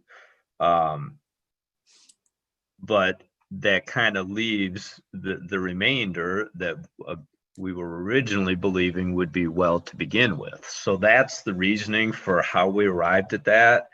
If we wouldn't have needed to bring in the public water, then we would have a well and septic development actually. So the ultimate decision was to bring in the water for fire safety, hit the houses that were close by with that water, and the ones that would be more expensive to connect were left out. That's the reasoning, correct. And it was because they'd have to extend the water further down those drives probably to service them. And with this private drives, you cannot fit another easement and water probably in there, correct? So we would have room in the front yard for the water main easements. So I think, I mean, it's obviously with 1 acre lots, it's expensive to extend water main. You know, we're not talking about 1/4 acre lots that are 80 feet wide. So, you know, and again, the fire marshal, from their perspective, they're satisfied. You know, they wanted the hydrants, they wanted the accessibility to them should they need to fight a fire. And so we've accommodated them by extending the public water. And again, it just made sense to service those units because the hydrants were there. I guess I would want to know what our utility director feels. You know, I would like to understand his feeling. Greg. We see the opinion from Tetra Tech. What is Tetra Tech's opinion? Our opinion was. I'd like to see it consist. Go ahead. Say it again, Shelby. Couldn't hear you. Tetra Tech's opinion was to provide both water and sewer for all 10 properties. And is that based on anything other than uniformity? I think it was mostly the waters based on, uniformity, having water to all sites. And also the utilities are there to service this area. Yeah, yep. You don't extend them for nothing. Yeah. Well, they're paying for, I'm with Eric on this one. I think we're splitting hairs because we've been at it a while, but we really don't, what gives us the idea that we have to make them conform to this just because we want them to? They're bringing in water. Wait a second, Joe. Yeah. They're bringing in water so that these houses can be safer. I think that that's a very big thing. Okay. If they were saying, no, we're not bringing in water, it's going to be well and septic, and we don't have fire hydrants, then I've got a problem with that. But in this case, what they're saying is we're bringing in water because we want to be able to make this a safe area and be able to fight fires. And because we brought in that water, it's convenient to go to these sites because they're either along the way or in close proximity but it's not convenient to go to these other sites because it's going to cost a great deal more, and that cost is going to be borne by the individuals buying those lots. So in a development like this, I don't know. I'm have one other with comment. Eric. I don't think we have a reason to make it uniform. Whether they're servicing 5 or 6 houses with water as a utility, or they're servicing 10 makes no difference to the municipalities. They're bringing in water because they exceeded the maximum length of a dead end road. So that's why they're doing that. So if they go back, they don't have to bring in water if they go back to 1,000 foot for a dead end cul-de-sac. So, I mean, they're getting and giving in this situation. So I don't want you to think that they're doing it out of the goodness of their heart. They're doing it because they didn't meet our requirements with the dead end length. I think to a certain extent, it is a goodness of the heart thing, because they don't have to extend that water to those 6 houses. They could make those all well and septic. They could, and we could say you cannot extend your cul-de-sac to a length greater than 1,000 feet. So what they've done is they brought the water in. I think that's a trade-off. I don't know. Go ahead, Mary Ann. What happens if they do 20 lots? What then? It's a different development that's got to be looked at on a site plan basis and through the whole process. I think for while you have the opportunity to develop and create right now the infrastructure to be able to do that, if you have the ability to connect, it should be all. I understand that water, you can use, water for my personal opinion, get access for water for everybody else. And then if they want to do septic, that's great. But, and it's already been deemed that they can do septic. So if you bring in the water in, I think everybody should be hooking up to the water. Okay, we have a motion on the table. Do we want to maintain that all homes will have water in that motion? Do I have support for that addition? Support. Jill. Support, Mary Ann. All right. Jim, yay or nay? Eric?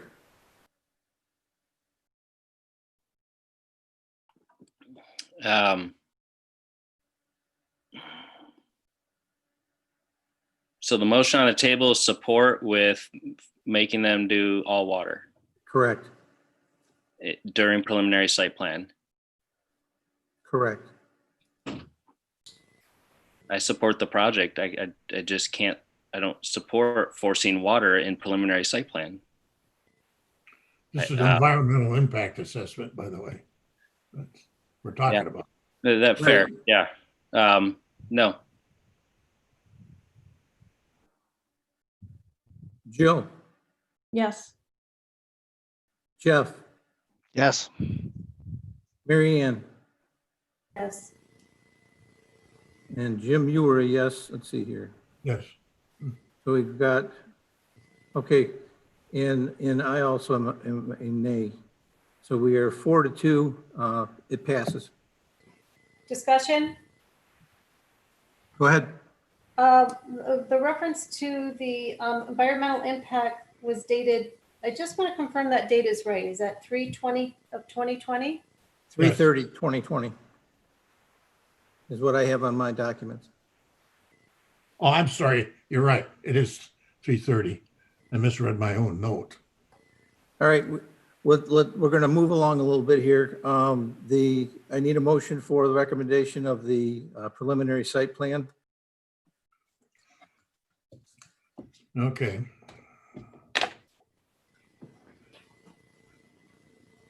Mr. Chairman, I will recommend to the Township Board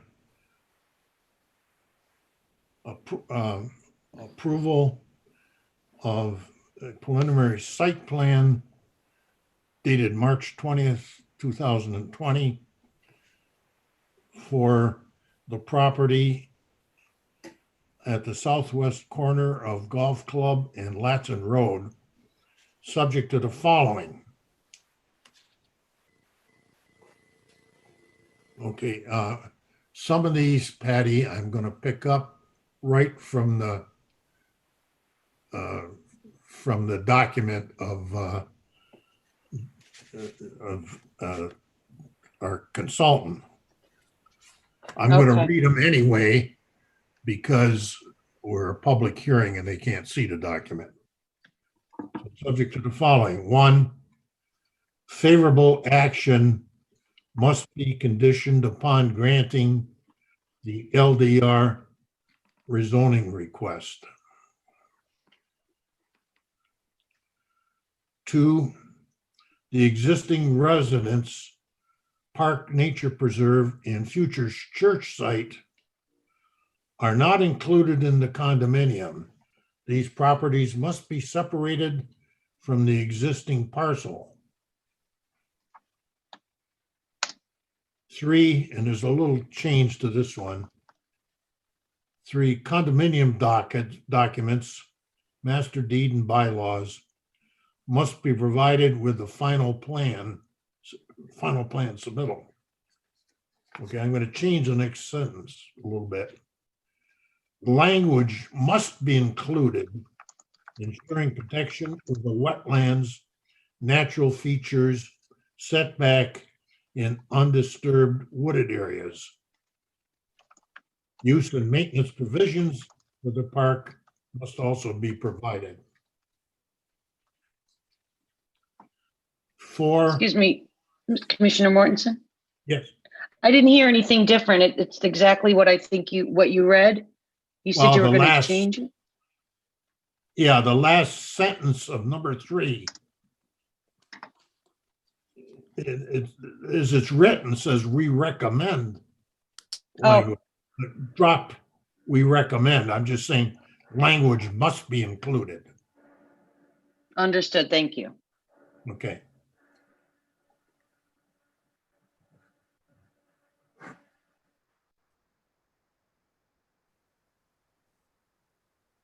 Okay, number 4, we're going to pick up as it's written. I'll read it again out loud. There is an existing accessory building that will be located in a front yard via construction of the private road. The applicant notes that they will seek a variance from the ZBA to mitigate this condition. If a variance is not obtained, the building will need to be removed.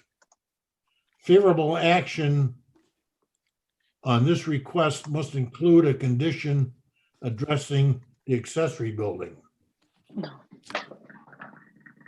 Okay, number 5. This recommendation, I'm going to change it. This recommendation is, let me start that over. The requirements of the township engineer stated in their letter of April 23rd, 2020, and of the Brighton Area Fire Authority dated April 9th, 2020, will be met. Did I say the conditions will be met? You said requirements. Requirements be met, that's fine.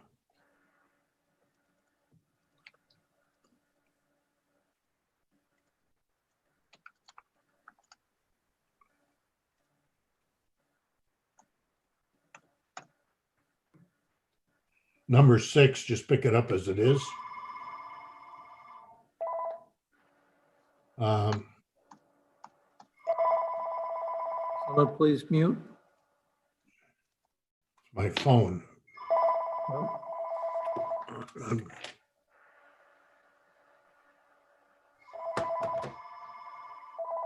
Number, where was I? 6.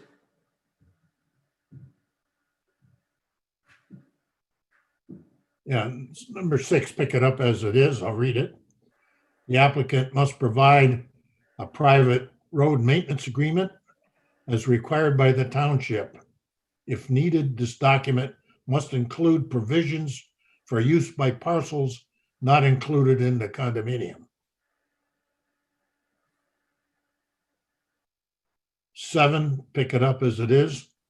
Final plan submittal must include a landscape plan demonstrating compliance with the street tree requirements.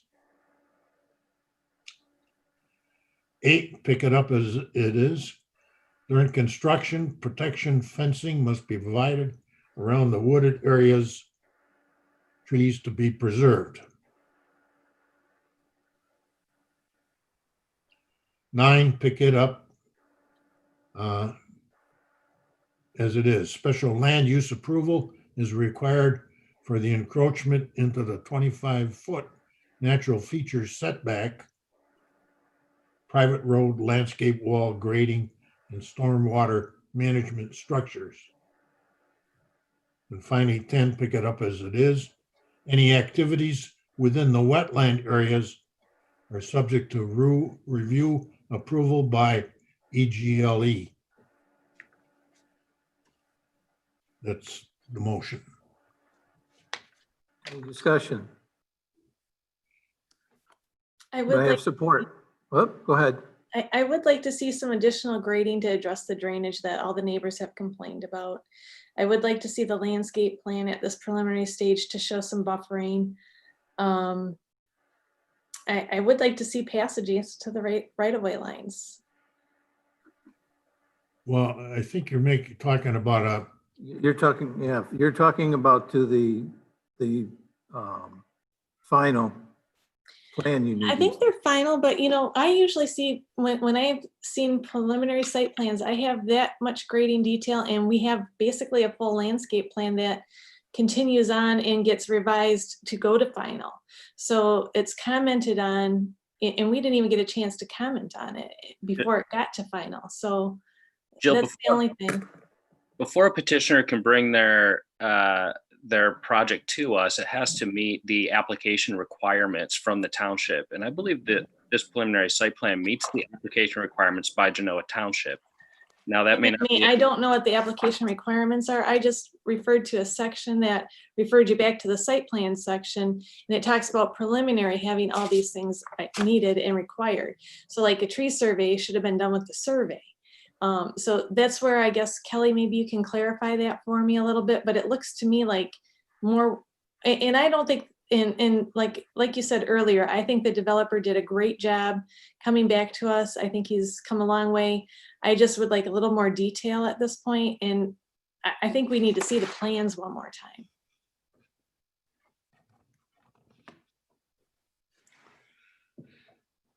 So I was just trying to look up the requirements in the ordinance.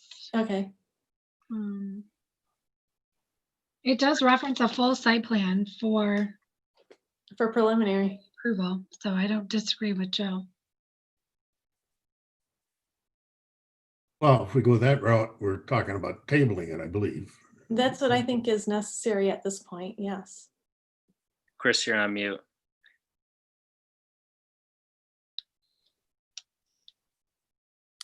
I just think we've come a long way to table something that has a laundry list of subject to items, and to table it for landscaping on a site that's heavily wooded.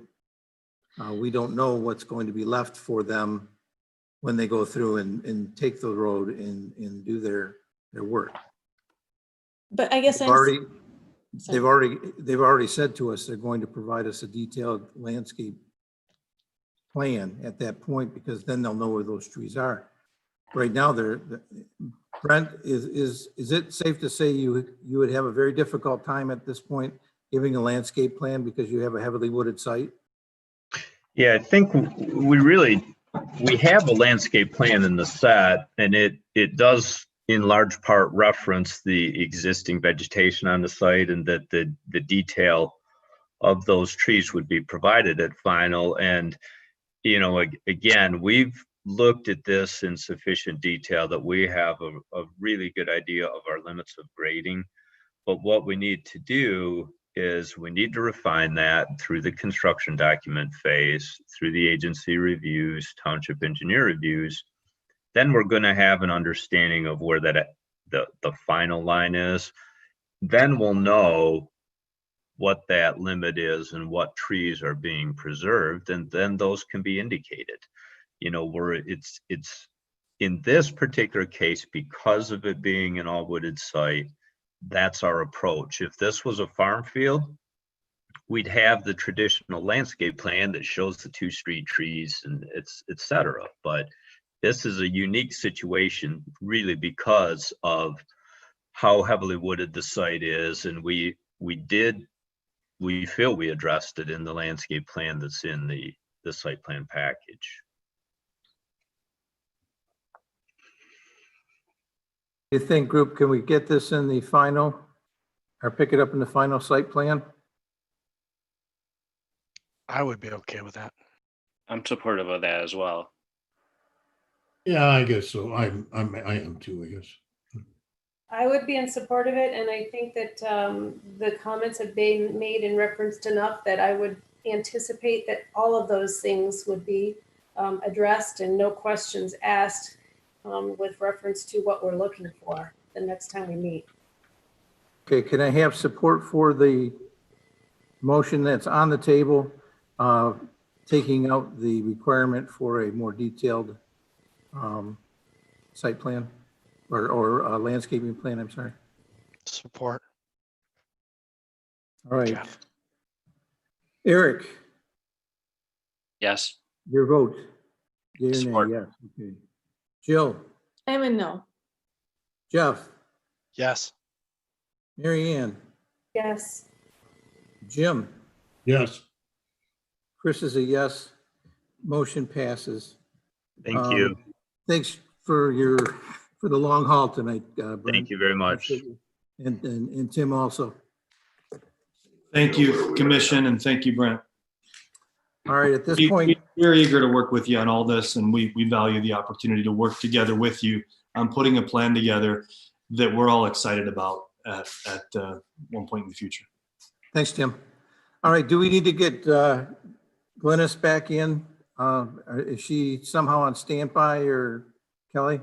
But it turned out because I removed her from the meeting, she can't rejoin. I'm trying to invite her back in right now. Okay.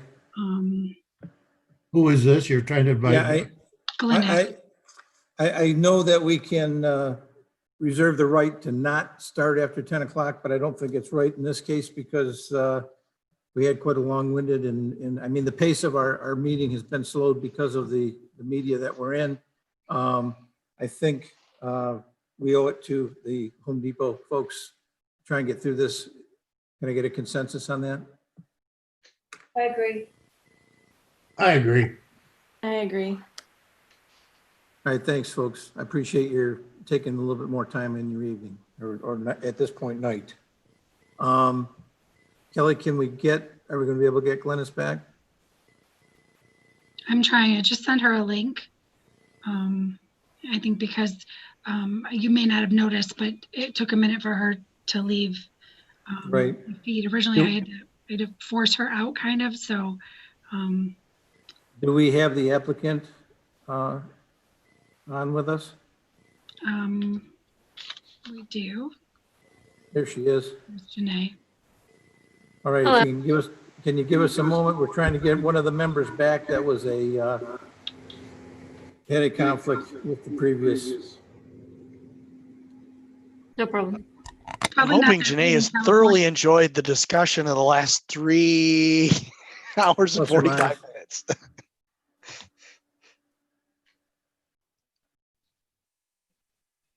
And she's coming from California, and it's probably not that late there. Really? So she doesn't see 10 o'clock right now.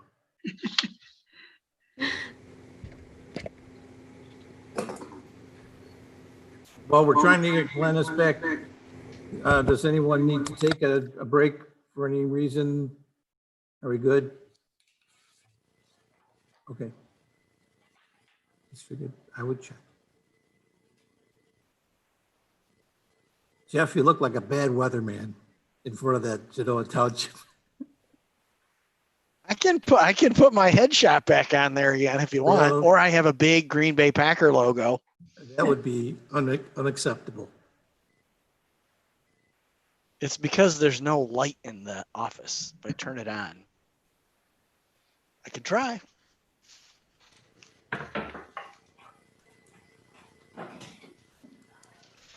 See how bright that is? Wow, Yeah, you're shining. very. Any word, Kelly? Who is the 810-599-0195 number? Kelly, you're on mute. Sorry, let me check. We just had a caller join in. I'm going to see if it's Glynis. Oh, maybe not. Yeah, there's an 810 phone number on here. Another 8. There's one's a 599, and the other one is the Who are we waiting for? 538. Glennis? Glynis.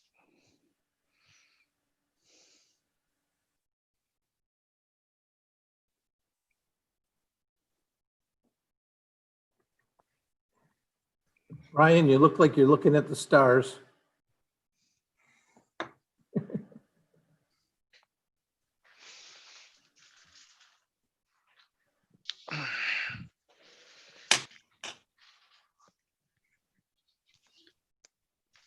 Maybe I could turn the flashlight on my phone.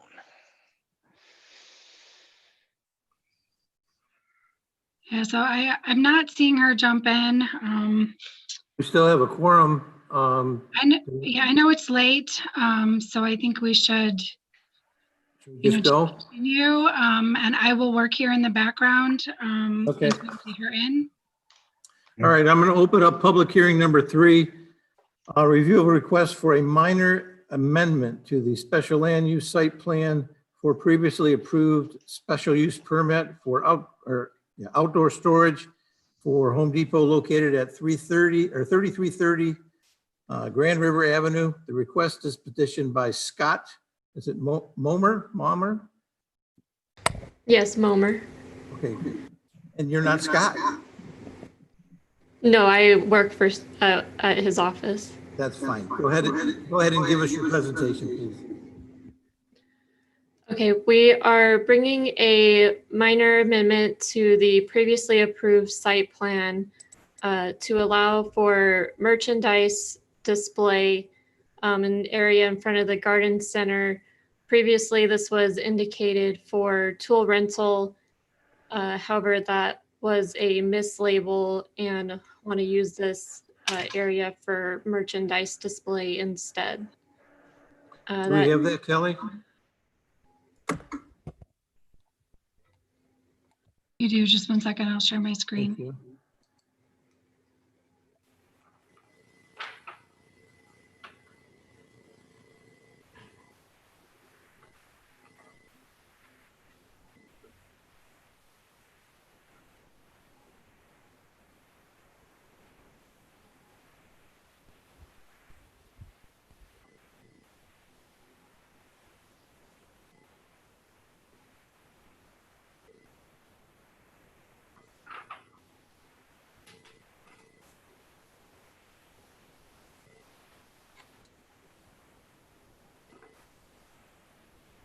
Are you able to see that? Yeah, I couldn't figure out what's changed. Yeah, I can see it. Glynis, are you on? I am via phone conference. Okay, sorry about that. Thank you, Glennis. It's okay. So Thanks. the Yeah, no area- problem. The area that we're referencing is down in this area. And actually, after I got into this plan and started looking at it, I think there is more of a change than just I thought originally. So you can see this is the plan that the Planning Commission approved. There was a tractor display area here in front of the building, and then a rental display here and a small rental display here. What happened once Yes, I am. the store opened and started using it, the store manager was putting grills, barbecue grills in the tractor display area. Yeah. You may remember that we were very specific at the time of this approval to make sure that it was it was dedicated spaces so that staff would know exactly what was going to be stored in which location. So the issue for us came into grills being stored in the tractor display area. The plan that they submitted doesn't change the tractor display area, but creates kind of an enlarged area here for merchandise display. And it eliminates the rental. So that's the change. And in full disclosure, I think it's important that the commission hears that we have been struggling with this particular store in terms of compliance with the plan that we approved at the last meeting. So there have been some issues. We are still working through them with them, this being one of them, but there being other problems just associated with them being able to comply with the plan that was approved. Thank you, Kelly. Well, why are we doing this tonight if there's other issues? I mean, So they asked staff to make a determination.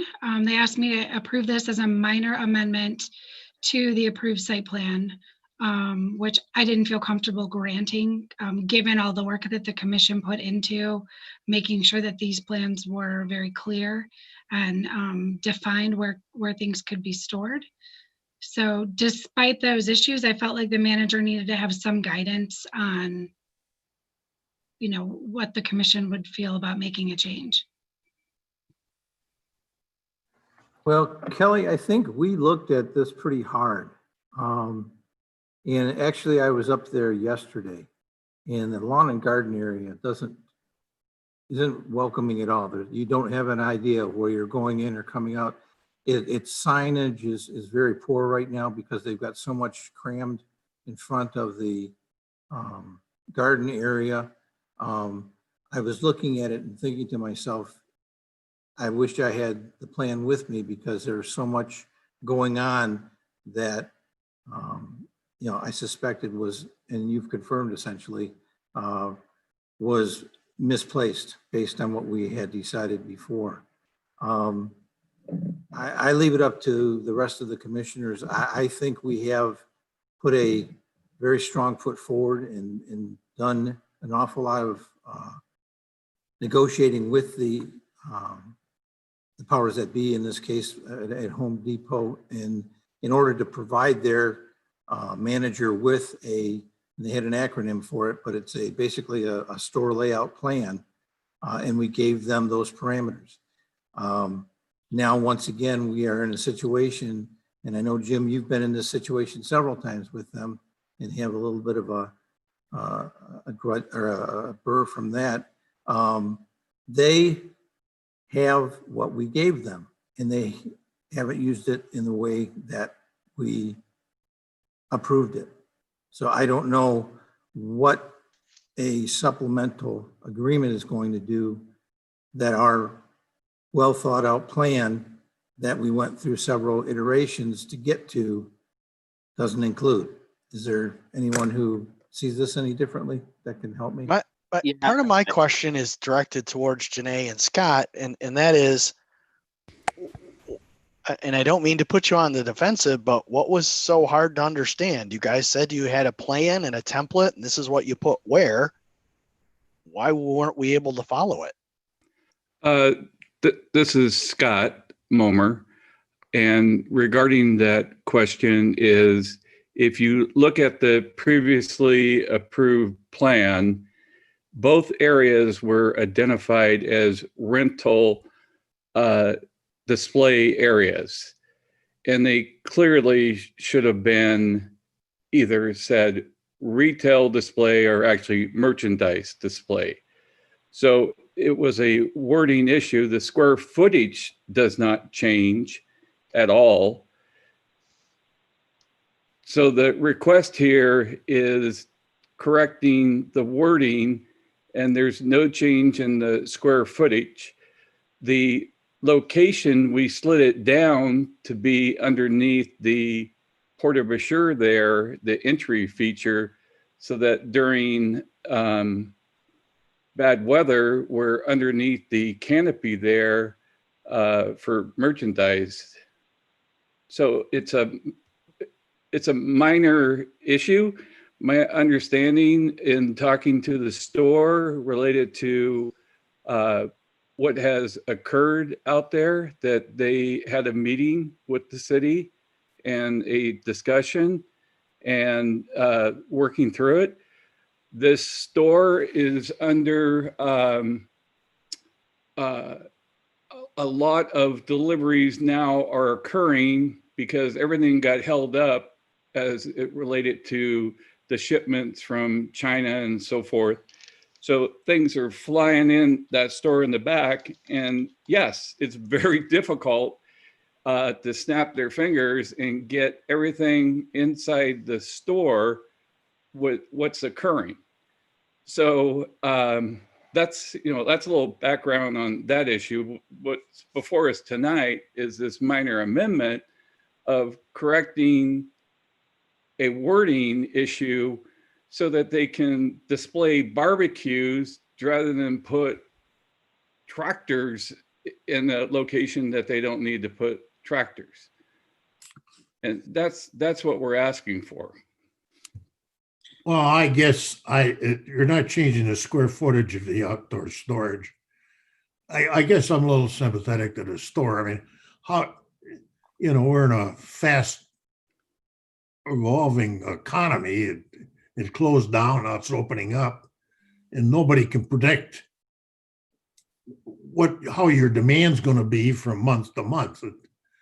And you can look at what happened last year, but next year can be totally different. So as long as it's neat, doesn't encroach further into the parking lot, is well maintained and kept, I guess I don't have a problem. Yeah, I'm with Mr. Mortensen on this. If it's a change from rental equipment to gas grills, I'd rather see gas grills over rental equipment. So if the square footage is the same, I'm okay with that. I think my only concern here is I know Home Depot has many years of a history with Genoa Township officials of going back and forth. And I would love to, on behalf of the township, see that straightened out. And so, I think our hope was 6 months ago that that would do that. I understand the logistics issues right now happening, and we're sympathetic to that, or I'm sympathetic to that. But at the same time, knowing the long history here, it'd be great to get those things in order in very short order and move in a new path forward together. That would be my request. As far as the amendment tonight, I'm good with the specifics of the amendment, but I would really love to see a better relationship moving forward between the township and Home Depot here. Hey, Kelly, how could the wording, if we were flexible in the displays, whether it's tool display, merchandise display, tractor display, how could this wording benefit Home Depot and the township for consistency? If we're keeping the areas the same, we're changing the type, or give them the flexibility, Jeff. More generic. Just merchandise display.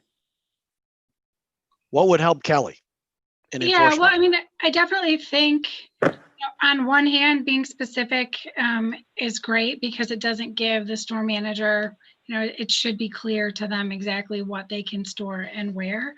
But I'm not opposed to there being a generic merchandise display area where they can display their product of the week or whatever they have on sale.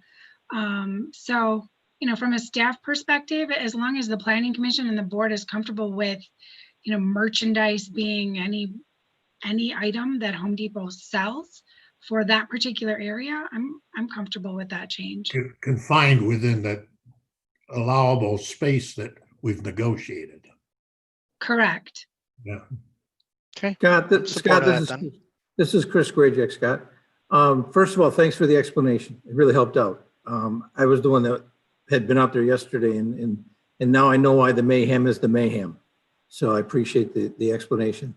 I too think that it makes some sense if we're going to designate those areas that they can do their merchandising, that we call it merchandising or retail space. It doesn't allow, we don't want them putting the sheds back out by the road. We don't, none of that is even on the table, but what we're saying is the areas that we've already designated, we've got to have, I think we can have some leeway as to, not saying this has to be grills and this has to be flowers and this has to be.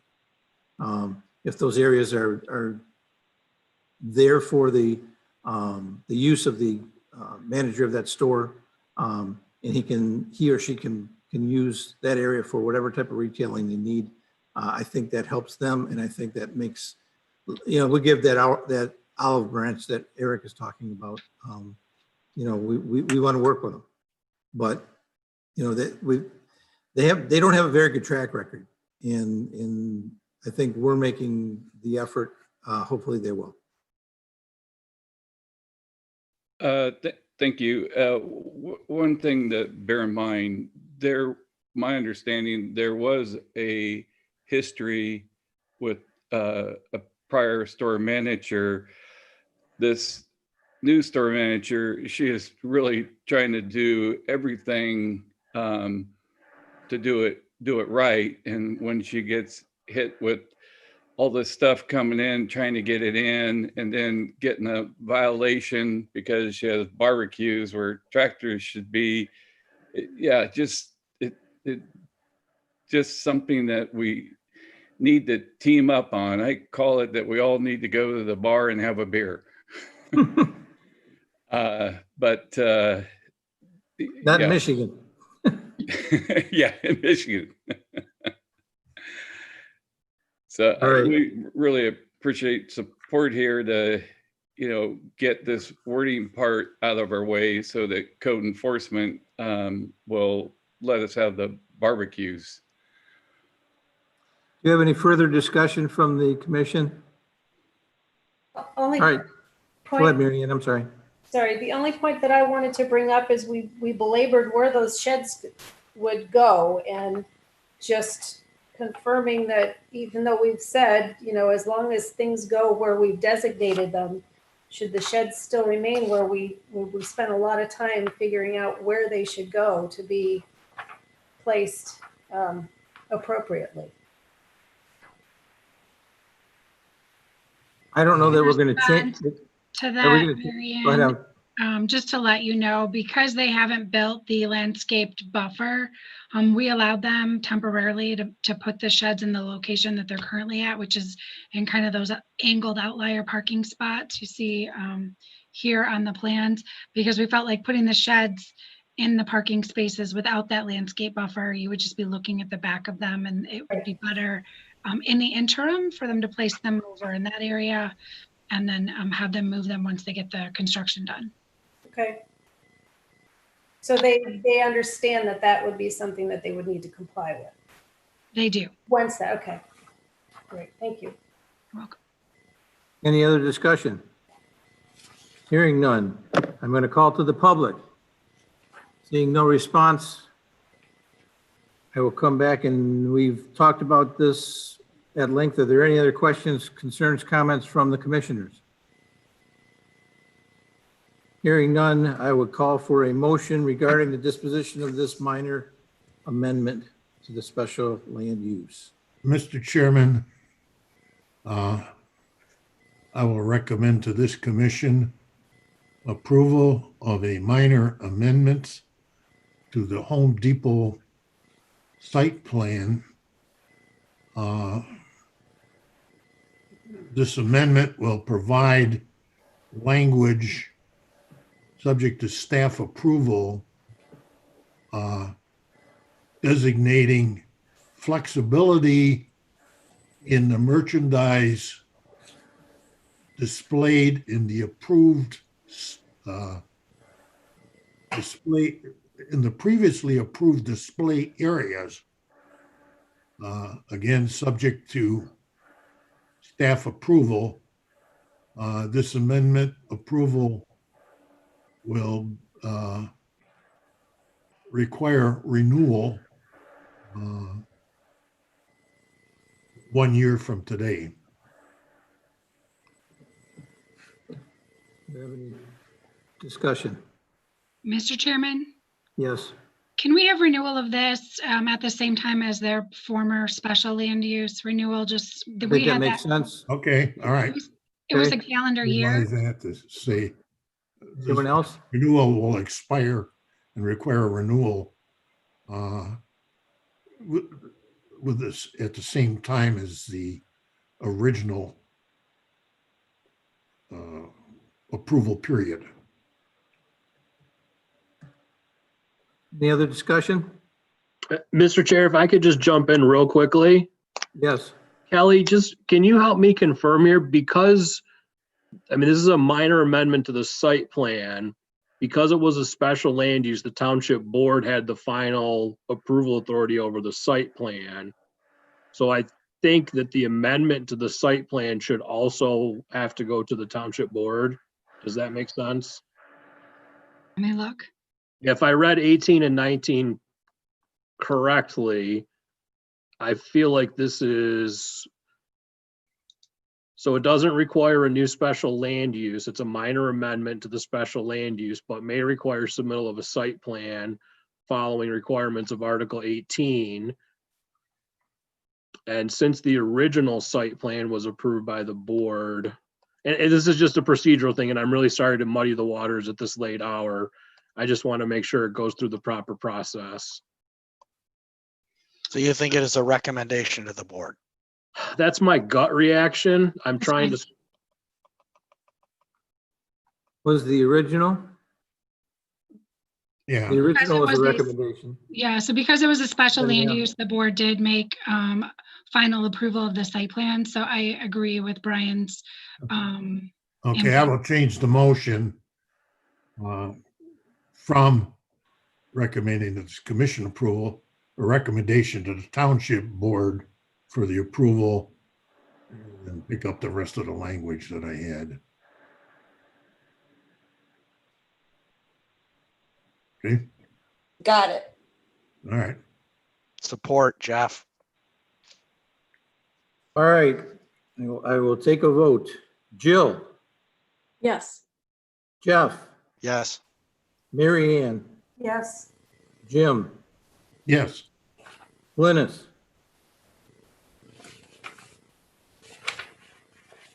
No Glynis. Eric, Yes. and I vote yes. Motion passes unanimously. Thank you for staying with us for as long as you had to. We apologize for the long wait. And I think we're on to the administrative business now. So Thank you. Thank you. All right.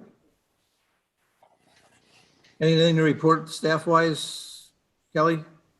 No, I don't have anything to report other than, we'll be doing this again next Thursday with the South Latson group. Okay. I will do my best to make it, but no guarantees. Yeah, and I guess I'll just add that I appreciate everybody accommodating with Amy and I working off schedules.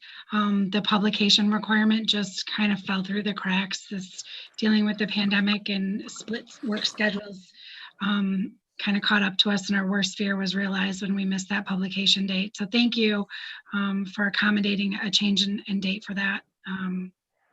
And hopefully it won't take as long as tonight, but we'll get through it. All right, I call for a motion for disposition of the March 9th, 2020 meeting minutes. Can I get a motion? Anybody review them besides me? My name is misspelled for the on the bottom of one of the pages on the February 10th meeting. I stopped checking. I did, Kelly, just on a comment regarding the other, So I'll jump in. There is an email before the minutes from Dan Borstein, who was the applicant for the premier rezoning project that involved the Corrigan property, the Sunoco gas station at Lawson and Grand River. He disputes in his email the square footage that's listed in the minutes. Mary Ann had me do some research on that, and the approved site plan drawing lists in multiple locations the square footage that's in the minutes. It's also in his application, and the environmental impact assessment all has the square footage that are in the minutes. So I don't think the minutes are wrong, and at this point I wouldn't recommend that square footage be changed because it's not substantiated by the record. Anything else? Hearing none, do I have support for the motion? Support. Jill? Yes. Yes. Jeff? Yes. Mary Ann? Yes. Jim? Yes. Glynis? Eric? Yes. Chris, yes. Any member discussion other than adjournment?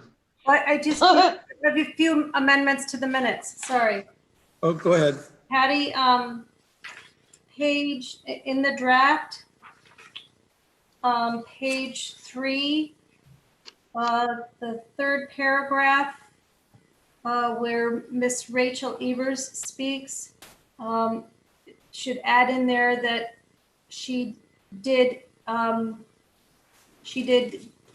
research on an additional home that Work Skills currently is occupied by. I'm sorry, where are you? Page 3 of the draft. I see Miss Rachel Evers, who lives directly across from the site, I should put. Right.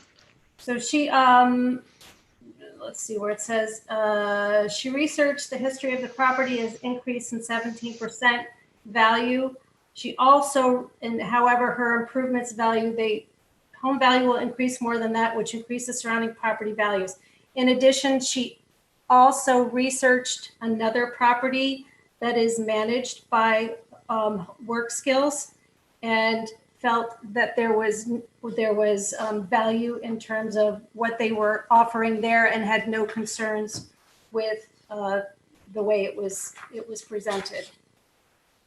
And number 4, page 4, under the last motion moved by Commissioner Mortensen, this would be the petitioner, and number 3, the petitioner shall meet the requirements of the Brighton Fire Authority. The letter should be dated February, not March.